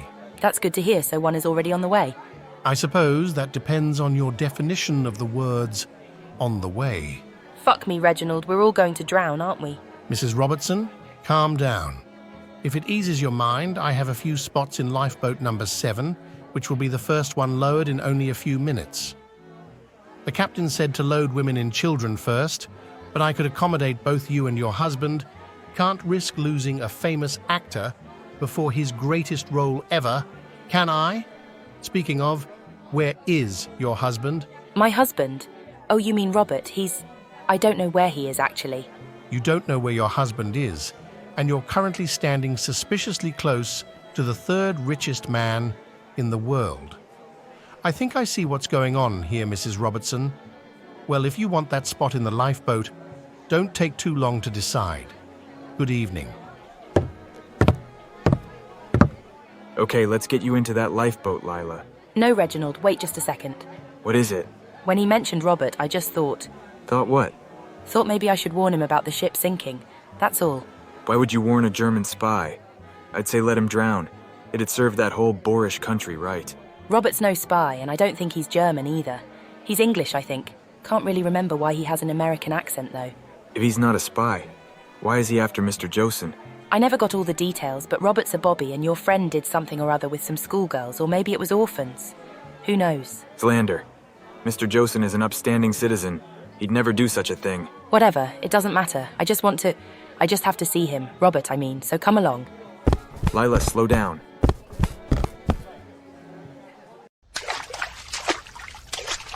Wait, hold up. What is it? I had no idea that the ship was filling with water this quickly. We need to turn back or we're gonna drown. No, we can't turn back until I have Joe Biden in chains. Listen, dude, if this guy you're after is in the prison, he's gonna be dead soon anyway. Isn't that good enough for you? No way. Would you be content with God doing your job for you? I mean, yeah, probably that'd be pretty cool. Well, that's where you and I differ. Let's keep going. Frederick, are you down here? It's me on Yango. The ship is sinking. We have to get out of here. This water is getting pretty deep. He couldn't have... Could he? No, you have to be positive on Yango. You haven't even made it to the prison yet. If he's anywhere, that's where he must be. Captain, why are we bothering with this silliness of lifeboats? As far as I can tell, this giant ship is a much safer bet in these frigid seas than some rickety contraption made of plywood and glue. It may seem that way, but I ask that you and the other passengers trust me, Mrs. Brown. I know what I'm doing. Very well, but if I catch a cold, you're the one I'll come complaining to. If the worst thing that happens tonight is you getting a cold, I'd be happy to hear that complaint. Mrs. Brown, there's a spot in lifeboat number 6. Come along. Hold your horses. Us ladies aren't as fast on account of these ridiculous dresses. Mr. Fleet, I want you in that lifeboat. You can assist Quartermaster Hitchens. Yes, sir. Mr. Fleet, is something wrong? I can't help feeling responsible, sir. It was me up in that crow's nest. If only I could have seen it. Just a moment sooner. Perhaps we would have had enough time to... Such was the wreck of the Hesperus, in the midnight and the snow. Christ save us all from a death like this, on the reef of Norman's woe. Excuse me, sir. What was that? A poem, Mr. Fleet. It's called The Wreck of the Hesperus, and it's about a skipper who ignores the warnings of his men.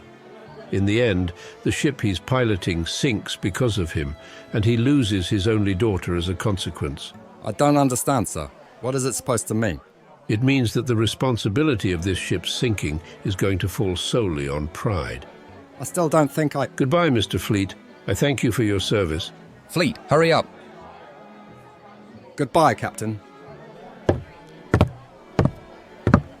That's at least one soul saved. Wait, hold up, we're here. Really? Where is he then? He's right through that door. Finally, I have him cornered, and there's no escape. I had hoped to make this all very official, Mr. Biden. But considering the circumstances, I regret that your execution must be summary. Okay, well, it seems you're all good, so I'll just leave you to your apostrophizing. Frederick, are you down here? It's me, Onyango. Onyango? Thank God. I'm so glad that I found you. Onyango, it's really you. Wait, you've been looking for me? Oh, yeah, I have. Not for anything weird. I just figured since I was the one who brought you aboard... Don't worry, Onyango. You don't have to explain yourself, friend. I was looking for you, too. That was until this lunatic roped me into his weird mission. Trust me. There's nothing remotely weird about what you're going to see on the other side of this door. It's all pure evil. That brings us to June of 323 BC. I poisoned Alexander the Great because he mocked a new hat I really liked. That same month, I looked the other way as Alexander's widow, Roxana, murdered his other widow. I did that because she saw me in a compromising position with the daughter of her chambermaid. Then... For the love of Sangje, please stop. I don't know how many more horrifying stories I can hear. Don't be so negative, friend Bohayan. Friend Joe is simply trying to unburden his soul before he meets his maker. Thanks, second Chinese guy. Or are you the first one? Whatever, you're right about me needing to unburden my soul, because unless I confess a lot more things, even the most benevolent deity wouldn't spare me from eternal torment. Good. That whole thing you did to the Neanderthals is enough alone to warrant a spike up the ass for all eternity. If you think that was bad, wait until I tell you why there aren't any indigenous Icelanders. Pull on 3. 1. What's that? 2. 3.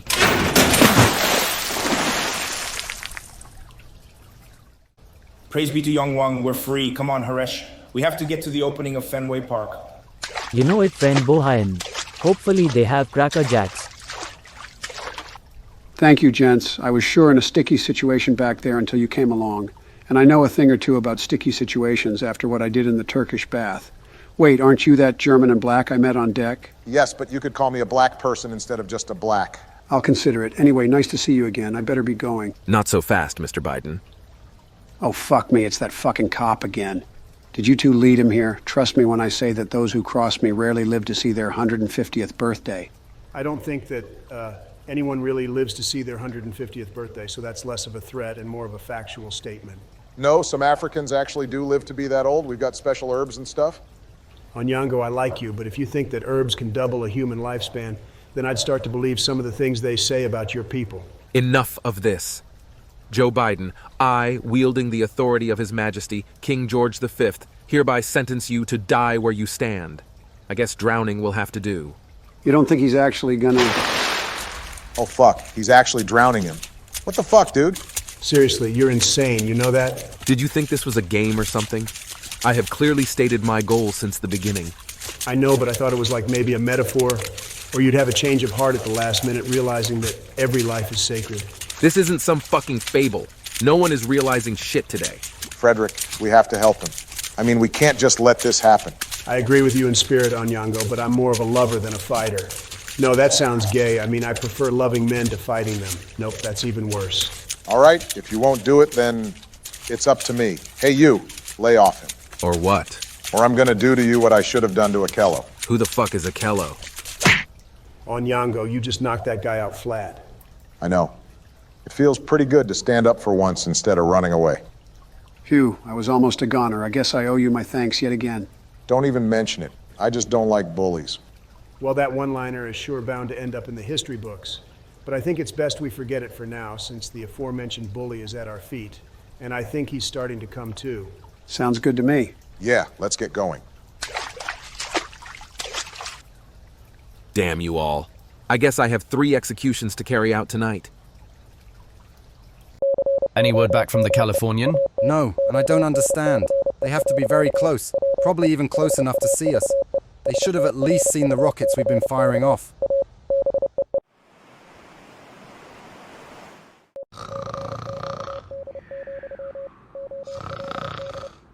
I can't believe I'm stuck aboard this stupid boat having to keep watch all night. What am I even watching for? We're in the middle of the bloody ocean. I don't know anymore. Maybe I should have stayed with the Eons.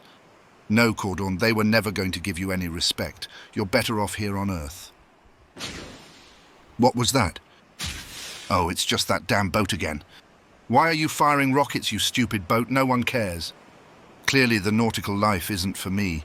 I'd be much better suited for something in the spotlight.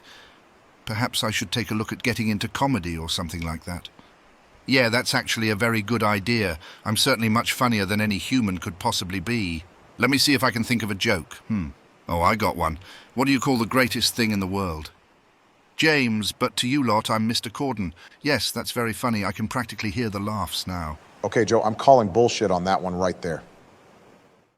Barack, I thought we were done with this. Joe's story is clearly true. Stop trying to die on this hill.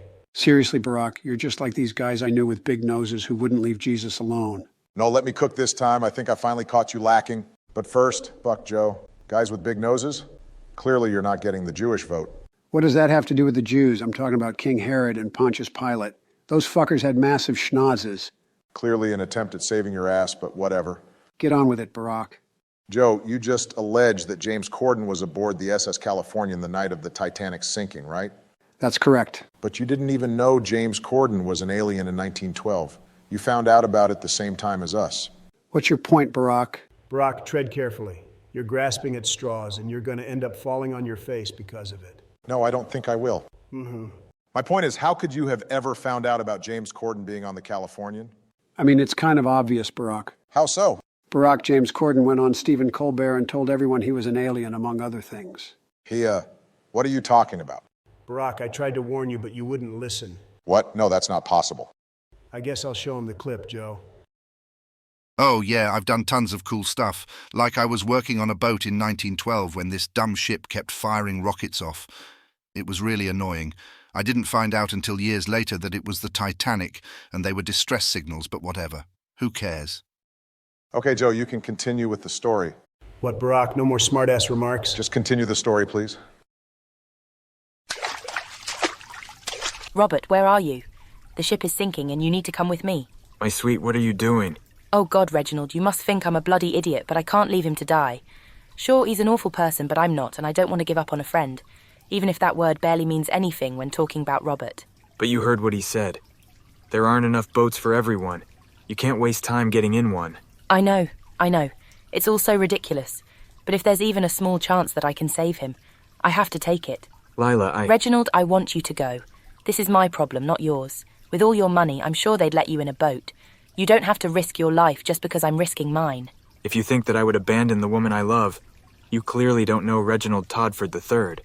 I mean, yeah, that's true. I've known you for like 12 hours. That doesn't matter, because wherever you go, I'll go. You sure are an odd duck, Reginald. Fine, come along. Robert, where are you? Robert! German spy, where are you? Right this way, ladies. We need to get you two into a lifeboat. I'm not so sure. Is it safe? It's extraordinarily safe, miss. As the chairman of the White Star Line, I swear by the reliability of our lifeboats. If Mr. Ismay says it's safe, Lily, then it must be. Very well, Officer Murdoch. I'll get in. Wonderful, ladies. Now watch your step. And there we are. Good work there, Mr. Ismay. Thank you, Officer Murdoch. You know, this is all quite exhilarating. If it weren't for the imminent peril, it would be almost fun. I don't know if I'd exactly call a ship sinking fun, but to each his own. But all good things must come to an end, don't they? I think it's about time I took a spot in a lifeboat myself. Mr. Ismay, I wouldn't advise that. It couldn't be a good look for the chairman of the White Star Line. After all, the passengers must come first, and I dare say, we've only loaded a quarter of the women. Yes, but I'm really more of a passenger, aren't I? Mr. Ismay. No, you're right. Forget I said anything. It was a silly idea. Hello, friend Officer Murdoch. Got an extra 2 spots in that boat there? Preferably something with a little legroom. I'm a big man and I like to stretch out. You two? What are you doing here? You're supposed to be locked in the brig. Yeah, about that. I can't believe you just left us down there, asshole. We could have drowned without seeing the opening of Fenway Park. So circling back to those seats, my friend. I regret to inform you that lifeboats are currently for women and children only. Well, them and any very important men like famous actor Robert Robertson. Speaking of, I sure hope he's all right. What about children at heart? No. Is there any system for challenging someone for their spot? Like if I totally wreck a woman or child, can I take their place? Also no. Now if you'll excuse me, I have a lifeboat to launch. Shit, Haresh, what are we gonna do? Don't worry, friend Bohan. I have an idea. This ship is a maze, and every corridor looks exactly the same. How will we ever get on deck? Frederick, you're an officer. Where do we go? Technically, I'm a former officer, and even that was a ruse made up by you. But Mr. Black, aren't you like an engineer or something? You should know where we need to go too.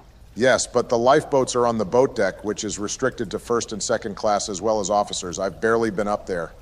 Plus, I'm having trouble orienting myself with all this water. God damn it, well, I led that crazy guy down here. I have to be able to make the return trip. I just need to think. Fuck me, this is so hard. I'm not used to using my brain like this. Most of my mental energy is devoted to opera and the locations of brothels. Then don't think as Frederick Trump. Think as 7th Officer Donaldson of the Titanic. He would know how to get out of here. Onyango, have you literally gone insane? That was all make-believe. Was it make-believe when you stopped that fight between John Jacob Astor and Benjamin Guggenheim about who had the smallest penis?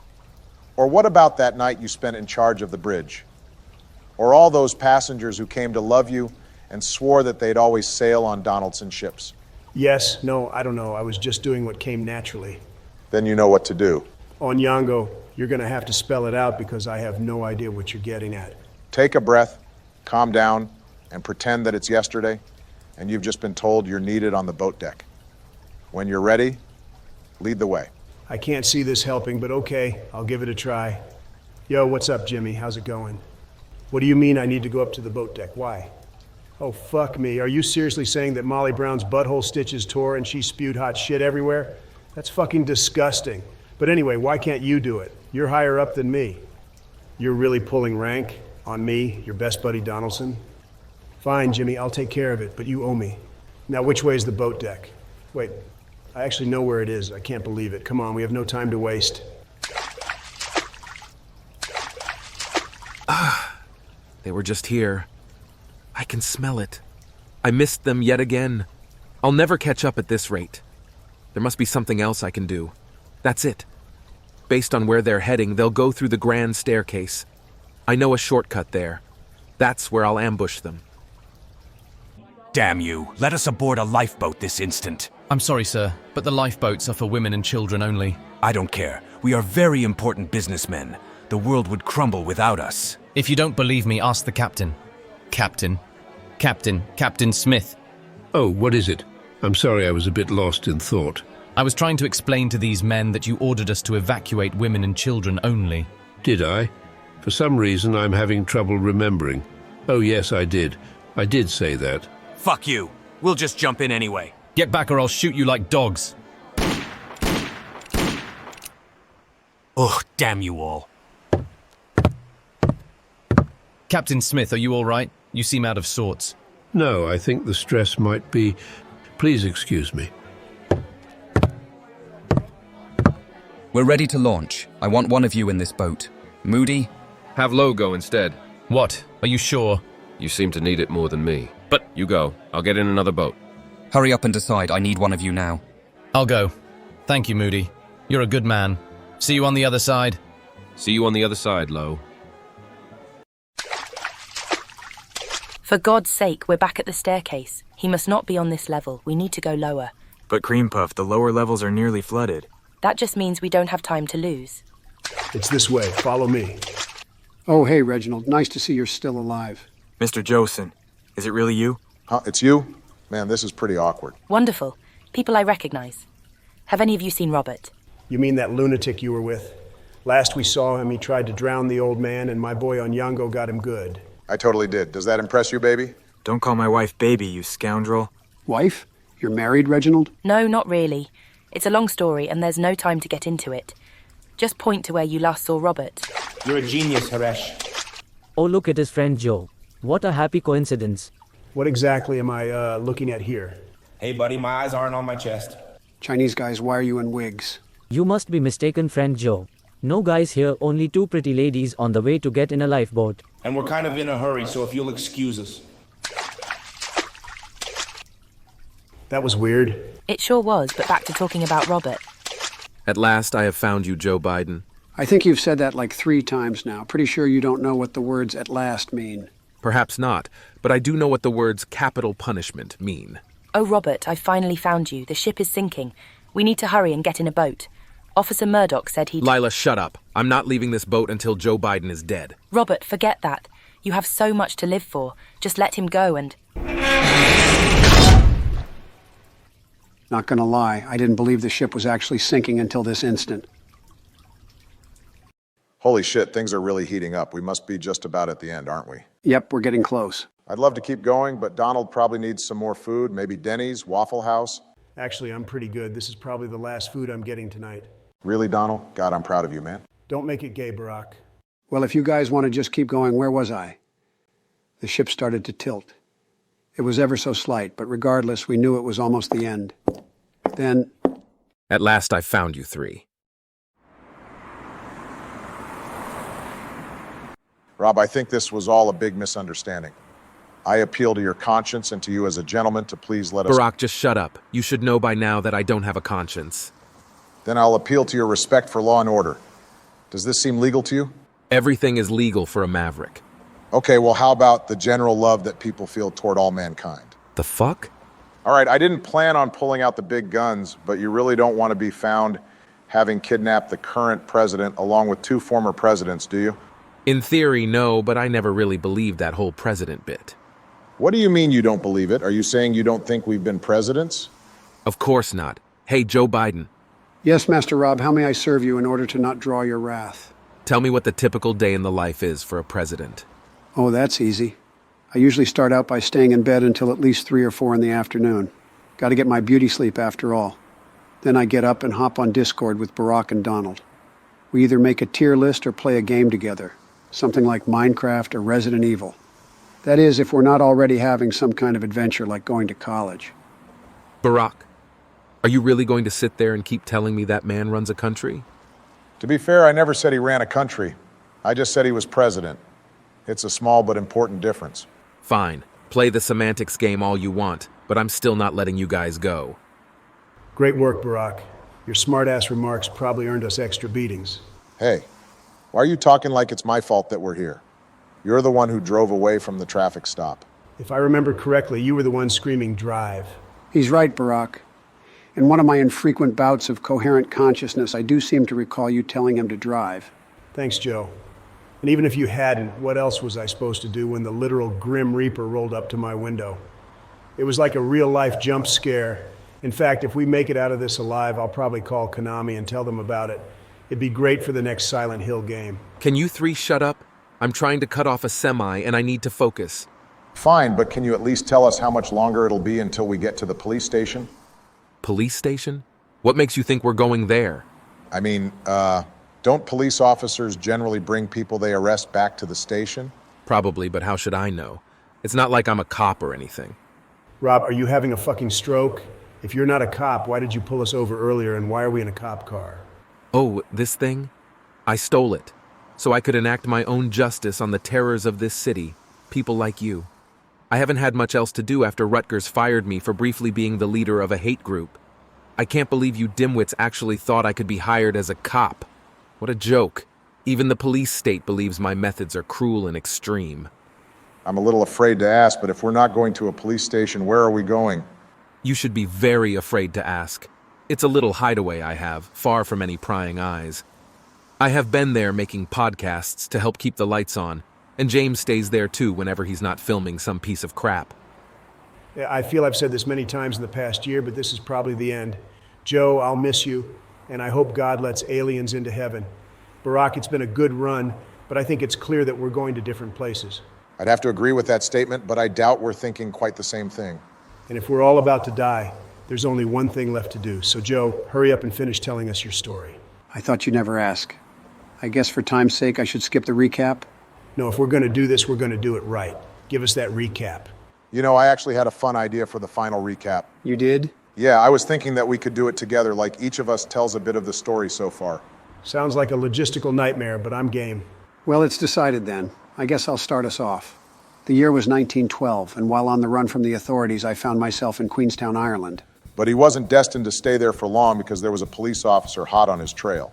That was when Joe ran into a really rich guy named Reginald Todford III, who offered him his extra ticket aboard the Titanic. It seemed like all my problems were solved. But not long into that first night, I realized that I wasn't exactly free because the police officer got on the ship at the last second, bringing along a waitress who could identify me. At the same time, my grandfather, Onyango Obama, and my grandfather, Frederick Trump, became fast friends with the goal of getting my grandfather some white woman muff. A goal that ended in heartbreak when the waitress stood Onyango up. And at the same time, I found myself trapped in the Titanic's prison because I did something in the Turkish bath. But all these problems soon became nothing when the Titanic hit the iceberg. Frederick went searching for Onyango, Onyango for Frederick, and the cop for Joe, while Reginald laid some pipe in the waitress. And after some shenanigans, we all found ourselves at the grand staircase as the ship began to tilt, and the Titanic's final plunge began. All right, everyone, quiet down. We have 2 more spots in a lifeboat. I'll take it. Let me in there. Shut up, you lot. As always, the boats are for women or children only. You're Englishmen, for God's sake. Now act like it. Chief Officer Wilde, there are 2 women back here who look like they could use those spots. Good eye, Moody. Call them over and... Did I hear you are looking for a pair of lovely ladies? Oh, not in those words exactly, but yes. Well, it doesn't get much lovelier than us, but I have to warn you that all this beauty is just for the eyes. If you think you can touch, you have another thing coming. What do you think, Chief Officer? We only have 2 spots. Who should they go to? These ladies or the women over there? Ladies, do you have people back at home who depend on you? Husbands, children? Oh yes, I have a very loving husband named Arnold Rothingham IV. He is the Earl of North Rothingham, and we share 4 adorable children. Personally, I have a son back home who's in desperate need of some motherly affection, and that's not even a lie. Well, Chief Officer, we can't dawdle. The ship probably only has another half an hour. Okay, ladies, come this way. Thank you very much, Chief Officer Wilde. The Earl shall be most pleased by my survival. That goes double for me, and to be honest, my no-touch rule is pretty flexible. All right, Joe Biden, enough games, enough shenanigans.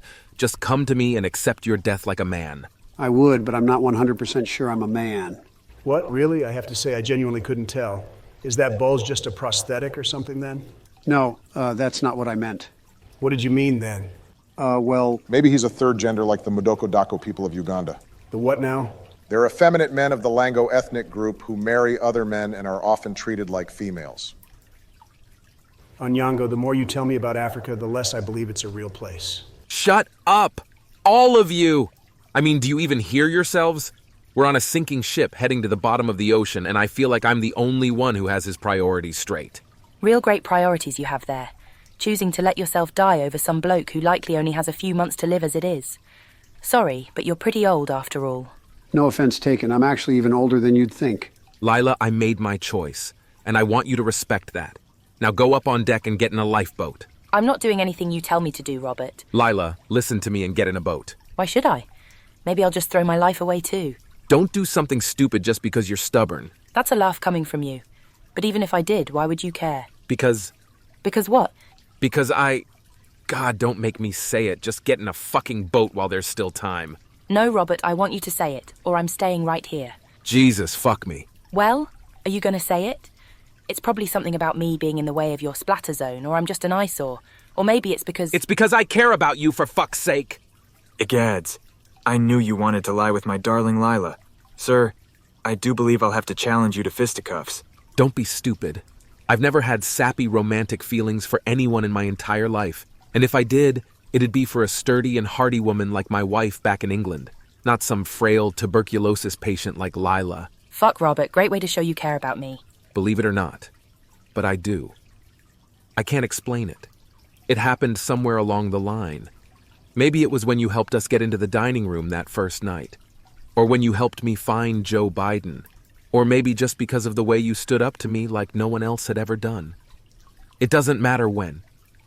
All that matters is I soon started to find myself caring about you in silly little ways, like whether you lived or died. So I ask you once again, Lyla, please go up on deck and get in a lifeboat. Robert, I don't know what to say. Hey, man with 2 brain cells and 1 on vacation, bring her up on deck for me and make sure she gets in a lifeboat. Okay, I will, but not for you. You're leaving, Reginald? Yes, Mr. Josen. I'm sorry. I know I promised that I'd be your spy assistant, but making sure my fiancée is safe is more important right now. Don't worry, it's cool, and in the likely scenario that we never see each other again, I should thank you. I would have never gotten this far without you. I also would have never been on a sinking ship, so it's more of a thanks with an asterisk, I guess. Oh, also, I'm not actually a spy. That was all a lie. Haha, Mr. Josen. That's just what a spy would say. Well, I tried being honest for once in my life. That's good enough. If you're done saying goodbye to a dead man, get going. Fine, Robert, I'll go, but you come along too. No can do, Lyla. I have unfinished business here, and they wouldn't even let a man like me into a lifeboat anyway. No, that's not true. Officer Murdoch said. Lyla, let's go. No, Reginald, we can't leave without him. Lyla, go. No. Lyla. Robert, come along, please. Dumbass, take her away already. No. Robert. Robert. Robert! Goodbye, Lyla. This is for the best. Wow, you aren't exactly the heartless monster you pretend to be, are you? Oh, no, I am. Joe Biden, kneel before me to accept your fate. Okay, it seems that I have no other choice at this point. Oh man, you can't be serious. After all this, you're just gonna let him kill you? I've been running for so long. I can't keep doing it forever, and let's not forget the reality of this sinking. It's women and children first, isn't it? The odds of my getting into a lifeboat at this point are slim to none. I'm glad that in the end you're at least exhibiting some sense. But before you kill me, can you let me say one more thing? Oh, what is it? I just wanted to say that I learned a lot these past few days. I learned about friendship and love and that it's a lot harder to saw through the hull of a ship than it looks like. But the most important thing I learned was about patriotism. Patriotism? What the fuck are you talking about? The way you have relentlessly pursued me can be attributed to no other cause than a true and abiding love for one's country. Not really. I mostly do it for the thrill. Be that as it may, it's made me realize that I haven't been nearly patriotic enough. And if these are my last minutes of life, I want to change that. So, if you'll allow me, I wish to say the Pledge of Allegiance one last time. Go right fucking ahead. What do I care? Well, you see, and you wouldn't know this being from England or whatever, but it's customary that when someone is saying the Pledge of Allegiance, that everyone else in the room closes their eyes. What? I've never heard that before. Shut up, Frederick. Don't you see what he's trying to do? Oh, What was that? Oh, nothing. And he's right about the Pledge of Allegiance thing. You're supposed to close your eyes. Yeah, it's like a super famous rule. That's really stupid, but whatever, I'll close my eyes. Just get it over with. Great, thank you. So where should I begin? Probably the beginning. Let's see. I pledge allegiance to my flag and to the republic for which it stands, one nation, indivisible, with liberty and justice. Weird how you got quieter at the end. So, can I open my eyes? Huh, I can't believe I fell for something that stupid. This story is ridiculous. You've been listening, Rob? Of course I've been listening. We're in the same car. How could I not have heard Joe's bizarre mumblings? You should do what I do when I drive. Put on soundproof headphones, VR goggles, and play some Resident Evil 7. Jesus, Donald, you actually do that? Relax, Brock. I have a Tesla, so it drives itself. And I really only do it when my family's in the car, so what's the worst that could happen if I crashed? Definitely keep doing that, Donald. It sounds like a good idea to me. See, Brock, even Rob agrees it's fine. I don't think Rob has your best interest at heart, Donald. Way to ruin my fun, Barack. Hey, Rob, I just thought of something. Does this character of Robert sound familiar to you at all? Not really. Why would he? Brock, are you still trying to discredit Joe? I thought the fact we did the recap together meant you were done with that. Donald, let me cook for once. I'm just wondering, Rob, if you think you might be related to him, like he could be your grandfather or great-grandfather. Be honest with yourself, Barack. Do I seem like the kind of person who spends a lot of time on Ancestry.com? Barack, he clearly doesn't know. Just get back to the story, Joe. Watch your step as you enter the boat, please. We don't want any of our valuable passengers falling. Officer Murdoch. Yes, Mr. Ismay? We're almost out of boats, aren't we? Unfortunately so.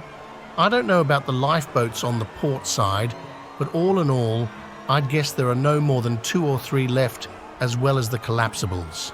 And how many people would you say are still on board? Likely in excess of 1,500 souls, Mr. Ismay. 1,500 people are going to their deaths, and who will they hang it all on? The White Star Line, that's who. I can already see the newspapers. They'll be filled with caricatures of Captain Smith and me and you, all looking like absolute buffoons with graves at our feet. Mr. Ismay, the most a man can ever do is his best. Quite right, but God, if you must kill a man, why must you also slander his name? Mr. Ismay, I know it must be hard, but please excuse me. I have a boat to lower. You're ready to go. Lower away. And Godspeed to you all. Oh, fuck me, they can call me a murderer and crook all they like, but I'm not going down with this ship. Mr. Ismay, where are you going? The boats are still for women and children only. Mr. Ismay? A coward dies 1,000 deaths, but a brave man only one. Die your 1,000 deaths, Mr. Ismay. I'll be more than content with my one. At the end of this next hall, we need to take a right.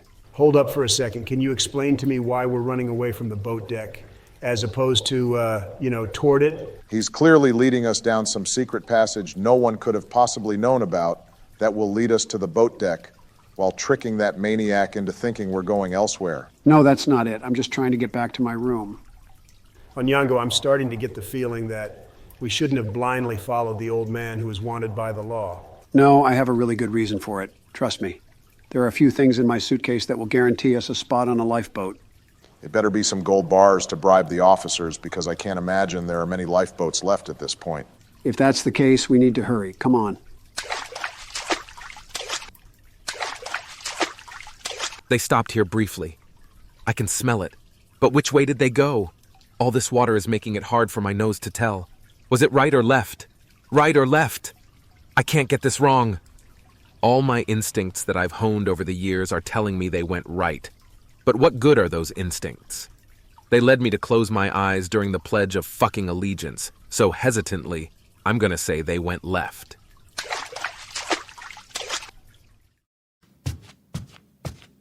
Oh, it seems I made a wrong turn. Where is my head tonight? How could I have let this happen? Excuse me, is there someone else here? Oh, Mr. Andrews. Evening, Captain Smith. Mind if I join you? No, not at all. I was just... Just what? I was thinking about how if I had only fully closed the bulkheads, The worst that'd have happened is we'd need to be towed back to port. Dwelling, I see. I've been doing a lot of that myself tonight. Personally, I've been thinking about how if I had chosen the southern route, we'd never have seen icebergs in the first place, or if I had heeded the reports, or if I had us going slower. Maybe so, but I still could have raised the bulkheads. And the British Board of Trade could have demanded ships carry enough lifeboats for every passenger, or Mr. Ismay could have had us carry that many of his own free will. A million things could have prevented this disaster, and both the living and the dead will have to answer for them. My daughter, Milne. She's not even 2 years old yet. I brought her to see Titanic once. When I close my eyes, I can still picture her cute, chubby little face and her long clothes as I held her, pointed to the ship, and said, "Your daddy made that." Do you think that when she grows up that she'll be able to forgive me, not only for all the lives, but for leaving her as well? Do we ever truly forgive our parents? Maybe not. I think that what is far more important than whether others can forgive us is whether we can forgive ourselves. What do you mean, Captain Smith? You were a good shipbuilder, weren't you, Mr. Andrews? You cared about doing your job well, and you never intended to create a ship that would sink? No, much the opposite. I wanted to create a ship that could never sink, or nearly never. Then, at most, you made a mistake. A bloody costly mistake. A mistake, nonetheless, something you should be able to forgive yourself for, and in, I don't know, say 100 years, people in general may be able to forgive you too. What about you, Captain Smith? Can you forgive yourself? That is a much harder question. It's one thing to build an imperfect ship. It's rather another to crash one. I don't know, Mr. Andrews. I truly don't know.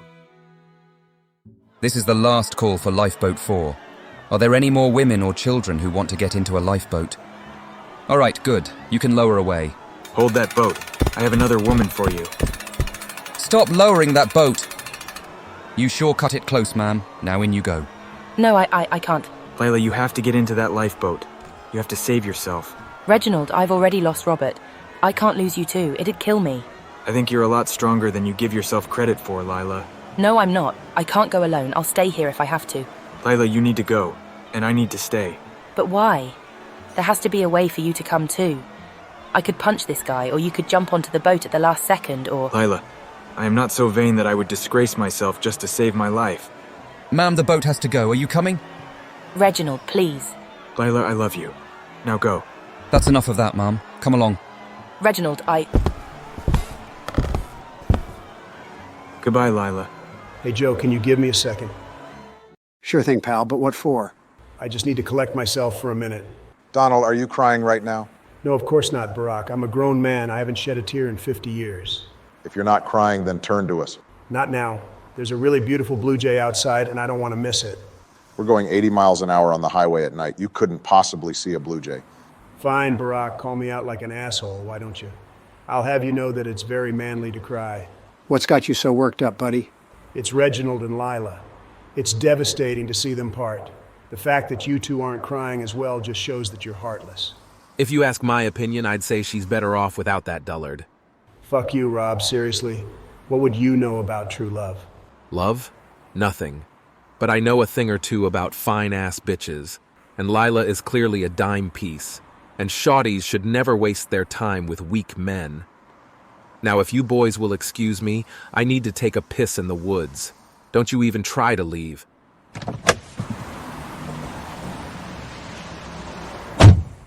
Okay, let's talk strategy. How are we getting out of this mess? Barack, I don't think I could think about a single thing until Joe finishes the story. Rob is only going to be gone for a few minutes tops. We can't waste time. How about we call someone? That's a good idea, but Rob took our phones. He didn't take mine because he thinks I don't know how to use it, which I don't, but it was still kind of mean of him to think. That's great. Take it out, Joe. Who should we call? Call Todd and tell him about the heroic sacrifice of his ancestor. No, we can't waste this call, so how about...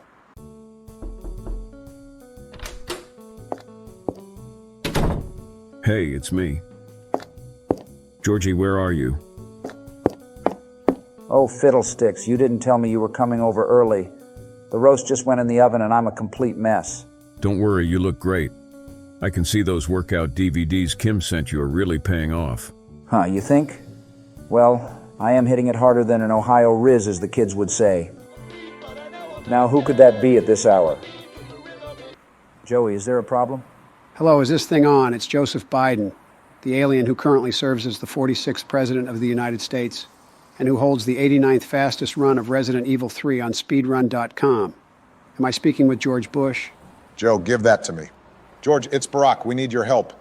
Barry, what seems to be the issue? I'm currently having dinner with my boyfriend, and there is a roast in the oven. You're having dinner? It's the middle of the night. Hey, I don't criticize your life choices, so don't criticize mine. You're right. I'm sorry. We've been kidnapped by Rob and... Hello? Hello? Joe, your phone just died. When was the last time you charged it? What do you mean I have to charge it? Can't I just pick up a new pack of double A's from Walmart? Goodness, Joe, you really need to see a doctor. Your mind is getting worse and worse.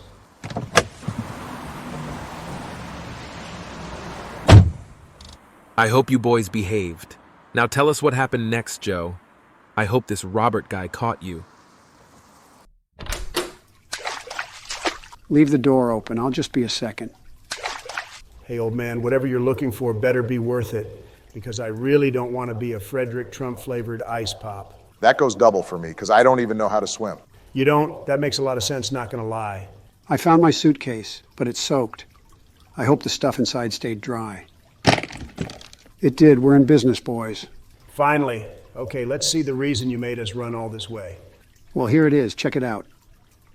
Oh. Yeah, this is not what I was expecting.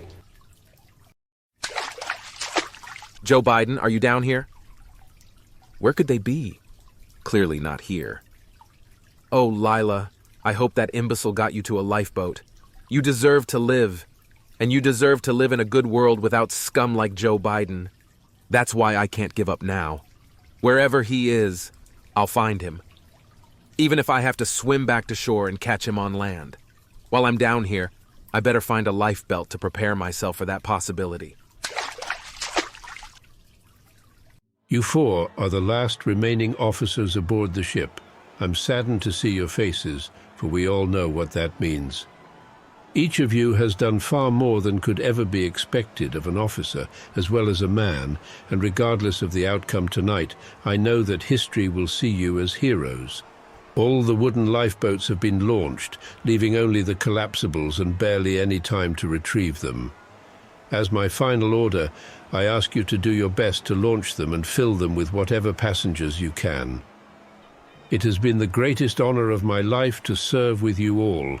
Now it's every man for himself.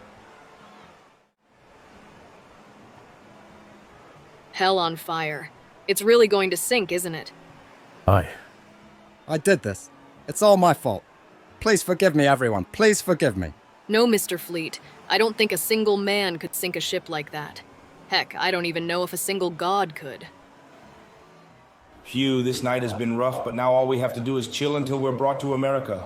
Then we can head up to Boston and get our Red Sox on. Speaking of, you've got the tickets, right? I thought you had the tickets, friend Bohain. I left them on your bedside table.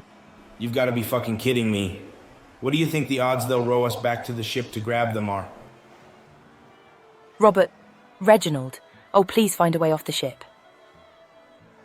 Damn you, someone pick up. We know you're there. God, Jack. The room is starting to flood. This is the end. It's not the end until that bastard on the Californian receives our message. Face it, Jack. We're going down. We're going down, and no one is coming to save us.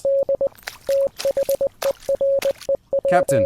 Captain, I'm sending out the SOS like you requested. Hopefully the Californian or some other ship will... That is quite enough, Mr. Phillips. There is no point holding out for another ship at this point. I am declaring every man for himself. But Captain Smith, there are still so many people aboard, if there is even a slim chance. Mr. Phillips, in only a few more minutes, this ship and those people will be at the bottom of the sea. Hope is a very valuable thing, but it's wise for a man to know when it's lost. Captain. Mr. Bride, I wish I would have done things differently. Perhaps age and experience aren't all they're cracked up to be. If only that was a lesson I'd learned sooner. Thank you for saying that, Captain. And if you're willing to learn it for even a little bit, I think Jack and I would like to try just a while longer. As you wish, Mr. Bride. Goodbye, gentlemen. May one or two of us once again set foot on land. Well, keep going, Jack. Oh, right.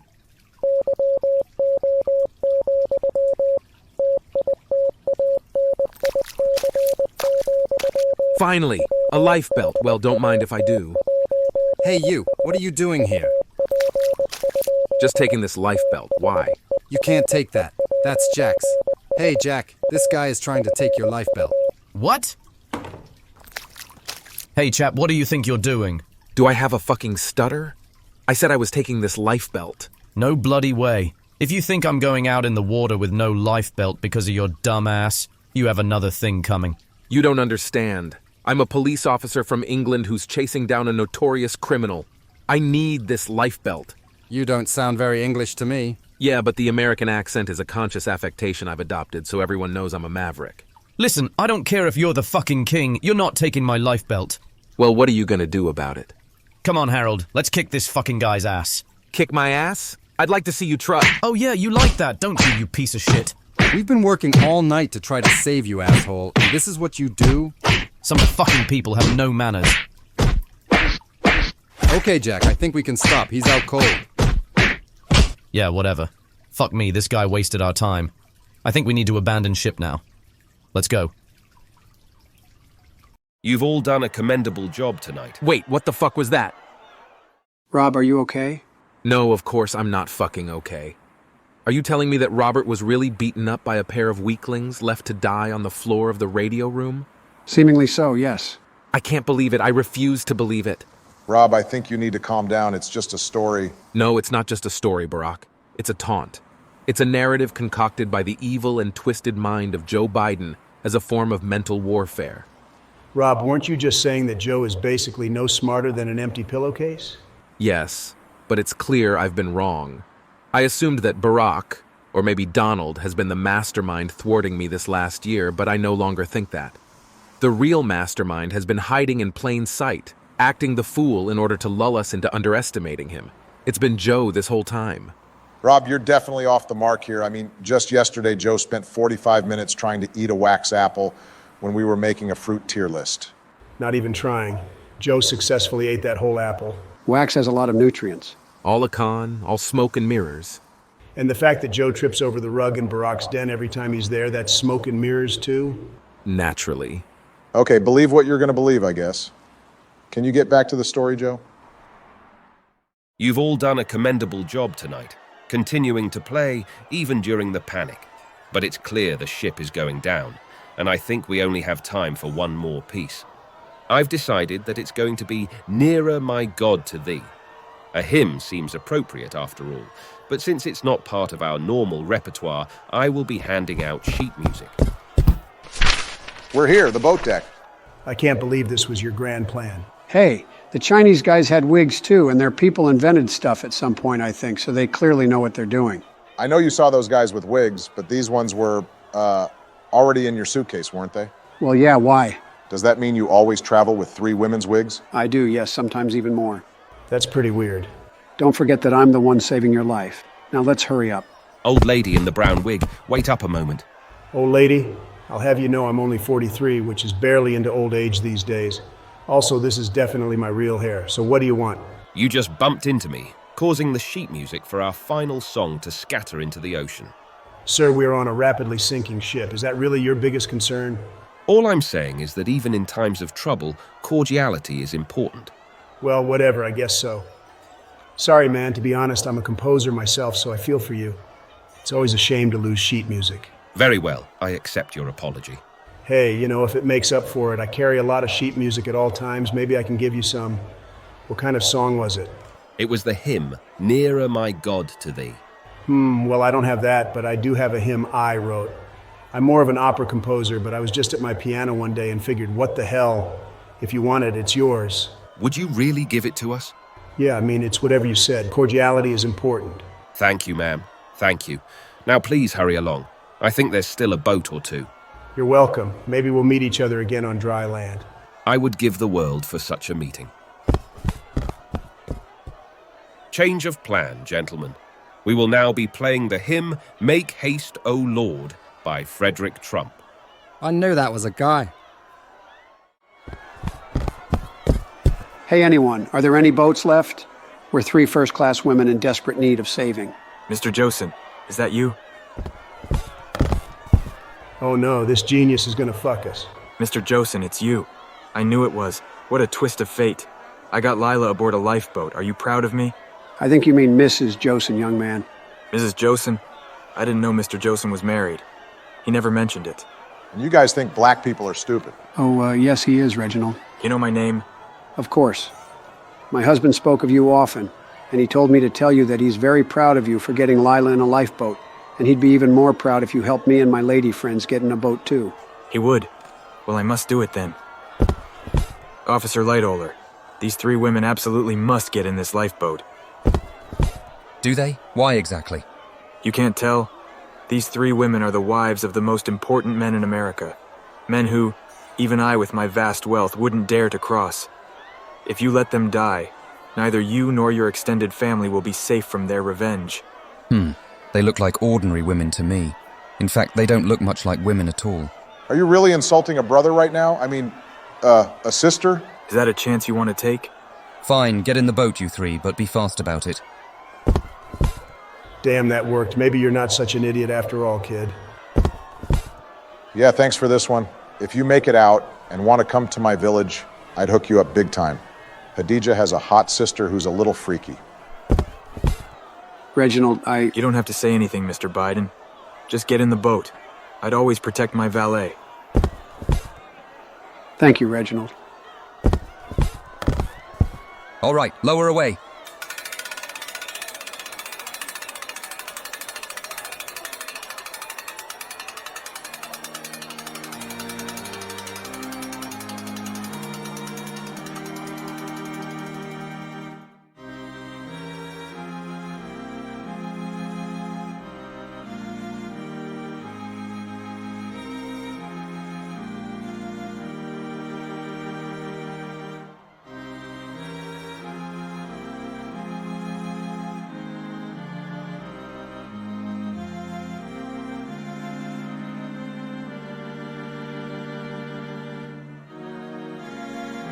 I know this song. It's Nearer My God to Thee. No, it's that new popular song, Autumn. I recognise it anywhere.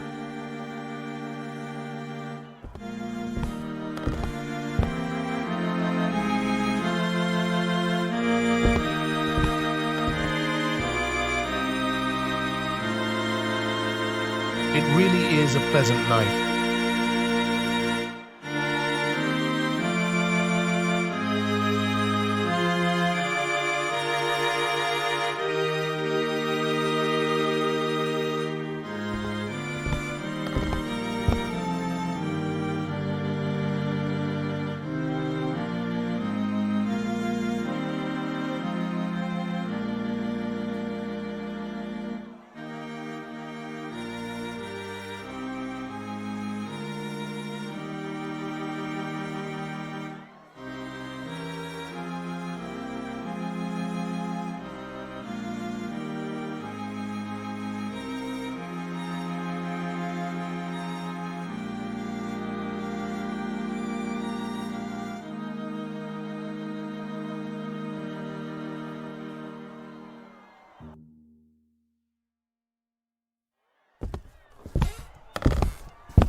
Evening, Captain Smith. Mr. Andrews, we keep running into each other tonight, don't we? I fear this is likely the final time, Captain. That's all right. I'd assume the boats are all gone, including the collapsibles. That seems to be the case. Then we're about to have an awful lot of time together from now on. Evening, Captain Smith. Evening, Mr. Andrews. Evening, Officer Murdoch. Officer Murdoch, you're here as well, content with a watery grave? Yes, well, I considered jumping overboard like many of the rest of them, but I decided against it. May I ask why? I figured that it was an honor to serve with you, gentlemen, and it will be twice the honor to die with you.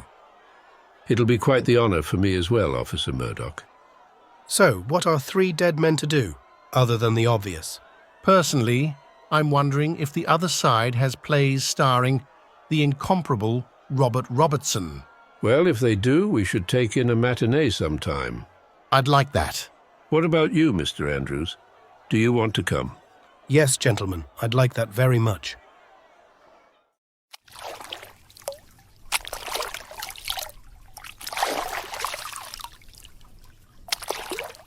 God damn it. It's you, the German.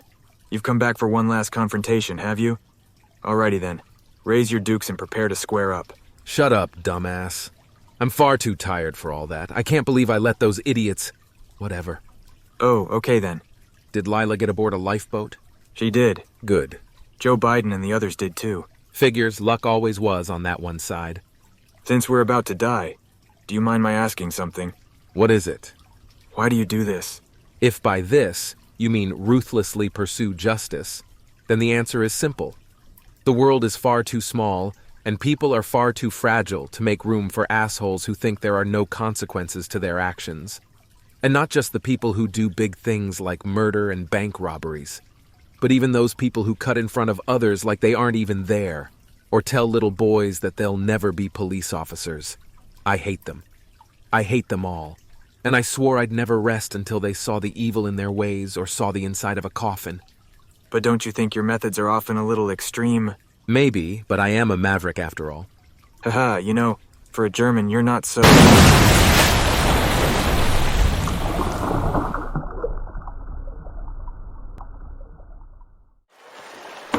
Sweet, merciful God, I'm alive. Jack, we made it! Did we? I feel so cold, Harold. Back off, you mob. You'll sink us. What are we doing sitting here? We should go and get some of them out of the water. We can't, Mrs. Brown. They'll rush the boat and capsize us. I think he's right. Oh, you're all a pack of cowards. Reginald, Robert, do any of you see a very dumb but kind-looking rich man or a bobby in the water? Geez, these white people sure are complaining a lot. It's like it's their first time drowning. Friend Bohine, do you see that thing over there? Where? Oh yeah, it kind of looks like... See, I told you guys that I would save you. Yeah, thanks, man. Well, you definitely did. Thanks. So does this mean that we're now like three best friends, destined to be together forever? That's going to be a no from me, sorry. You're a cool guy, but I have a feeling I'd end up in way too much trouble if we kept hanging out. No offense. None taken. And I'm going to say no, too. I have to head back to my village. I have some unfinished business to take care of. Onyango, I thought you were going to stay in America for a while. Don't worry, Frederick. I want to end up in America eventually, but I have to first show Hadija and Akello and the rest of them that I'm no spineless wimp who runs away from his problems. Good for you. I'm proud of you, Onyango, but don't take too long because I'll be waiting. We'll meet again, Frederick, I promise. Oh my God, guys, look. Fuck me, the whole thing is splitting in half. To think a ship like that could just vanish from the face of the earth, taking with it so many lives, so many stories, it's horrifying. You know, in the millions of years I've been alive, I've seen so many people die. But I feel a kind of pang right now that I haven't felt in a long, long time. Excuse me? The story of my time on the Titanic ended as it always does. The ship went under. The survivors spent a long night, an eternity, sitting in those boats, waiting for a rescue that we didn't know for sure was even coming. Some of us didn't make it through. But in the end, an hour and a half too late, the RMS Carpathia arrived, and the 700 or so of us left were brought aboard.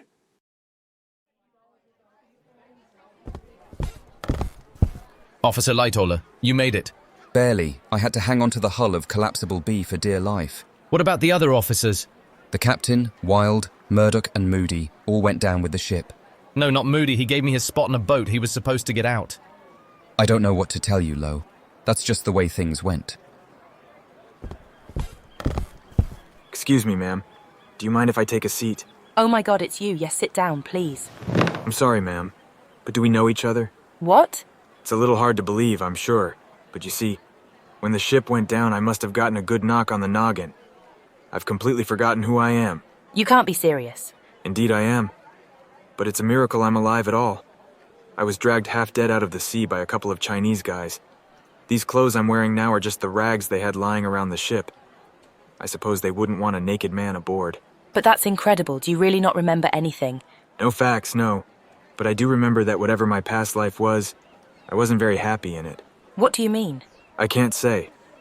I think I must have been a very important man with a lot of responsibilities, like a lion tamer or shoe shiner. But getting back to my question, do you know me? Well, in a way. I met you aboard the ship. And who am I?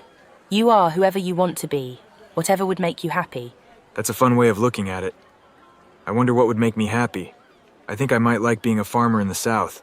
Just an ordinary, hard-working man. That sounds like the life for me. It sounds perfect to me, too. And what about my name?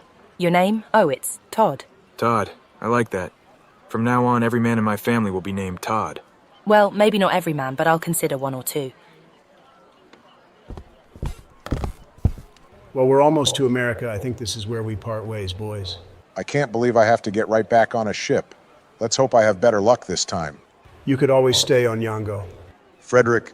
Yeah, I know. Just keep in touch, will you? I gave you my address, remember? I won't forget to write. What about you, old man? What's next for you? I think I might see if Molly Brown is willing to hand out another one of those lifeboat BJs. No, I think he meant like in life. In life? I don't know. But whatever it is, I'm sure it'll be an adventure. And an adventure it was. Because not even 100 short years later, I met the grandsons of the two men beside me, and they became my best friends. The end.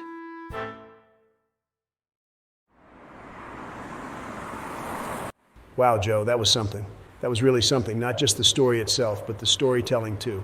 I don't think I've ever heard you speak so intelligibly. Yeah, good job, Joe. I was particularly impressed with the fact that you didn't have one questionable interaction with a child the whole time. I mean, I left out a few days, Barack. There was plenty of time for me to be questionable with a child. I knew that shoe was going to drop. But anyway, I feel you left some stuff out. Like what happened to Ismay, the ship owner, and the other lookout. Did he make it? The other lookout was named Reginald Lee. He made it, but died a year later from pneumonia. I mostly left him out of the rest because it'd have been weird to have two Reginalds. As for Ismay, he lived a sad, isolated life. Whether or not he was responsible for the ship's sinking, he was vilified in the press as he had predicted.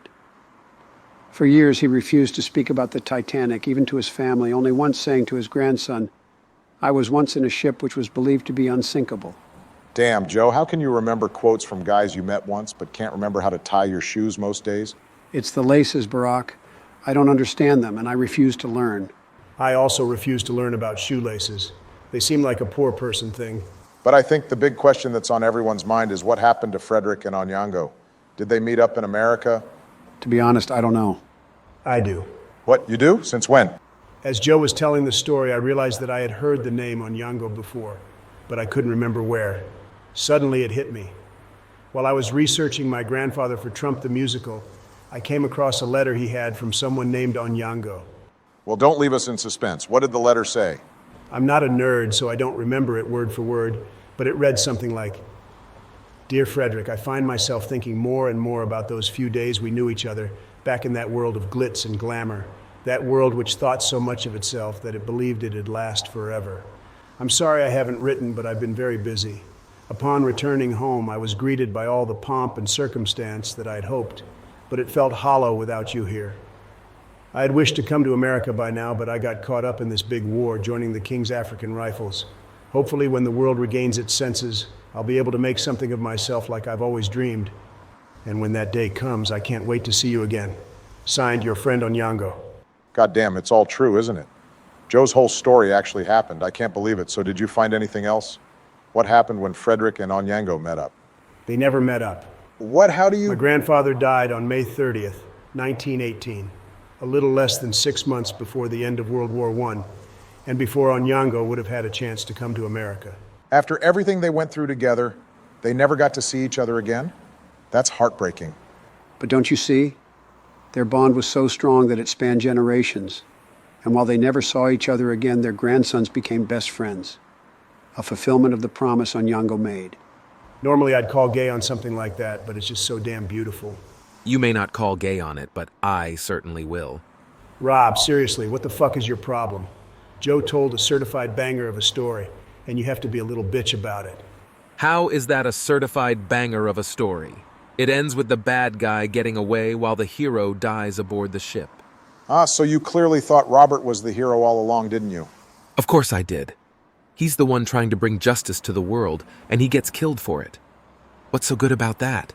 Rob, I think I might know what the problem is here. And what would that be? You're much like Robert in a way. You're both mavericks with a strict sense of justice. You're damn right. But I think you're like him in another way, too. Joe, I see where you're going with this, so just shut up. I don't need your mind games. Rob, you were once the same little boy Robert was. Someone along the line, maybe many someones told you you'd never be a cop, didn't they? And they were right, I guess. Shut up, Donald. And what does it matter even if they did? It's very hard for a child to have their dreams crushed like that. I don't really remember my childhood personally, but I wonder if while I was with the Eons, I wanted to be a golf player or something and I was told no way. Is that your way of trying to relate to me? Not exactly. It's my way of saying that I'm sorry for all the people who put you down, Rob. You could have been a great cop. Joe, what the fuck are you saying? Shh, Donald, just let him cook. How about instead of wasting this police car hauling the three of us back to your hideout or whatever, you let us go, get out there, and prove them all wrong? You know what, Joe? You're right. How the fuck is this working? I have more important things to do than deal with you three presidential fraudsters. Rob, what are you saying? I'm saying get the fuck out of my car before I change my mind. Well, you don't have to tell me twice. Let's go, boys.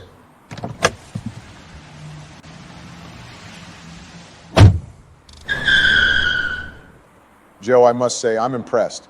You got us out of there unscathed. What can I say? I may be old, but I still have a few tricks up my sleeve. Yeah, great job. I just have one question. What is it? How do we get home?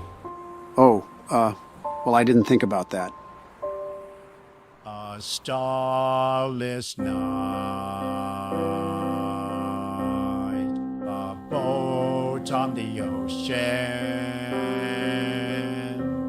not disturbed by any motion from waves or a storm, a peaceful night. The world is sleeping, but the boat keeps on creeping towards our darkened phone.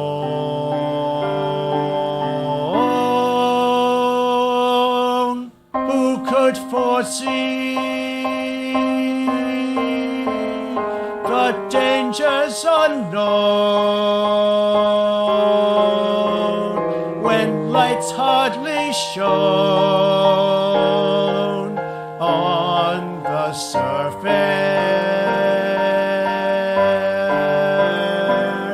And how does one stop what's destined to be? Was it destined to be? Could no one prevent this? Why can't they save us? God must have meant this iceberg to shave us. He didn't think that we would sink this starless night, though ranting and raving. We all need our saving if we're meant to see light.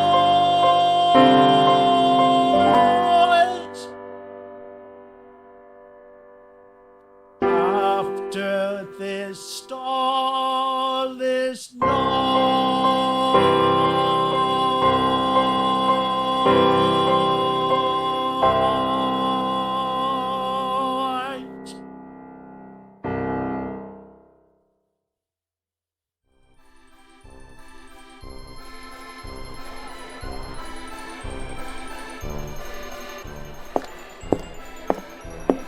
Come on, Haresh, it's time for the best day of our lives. You know it, friend Bohayan.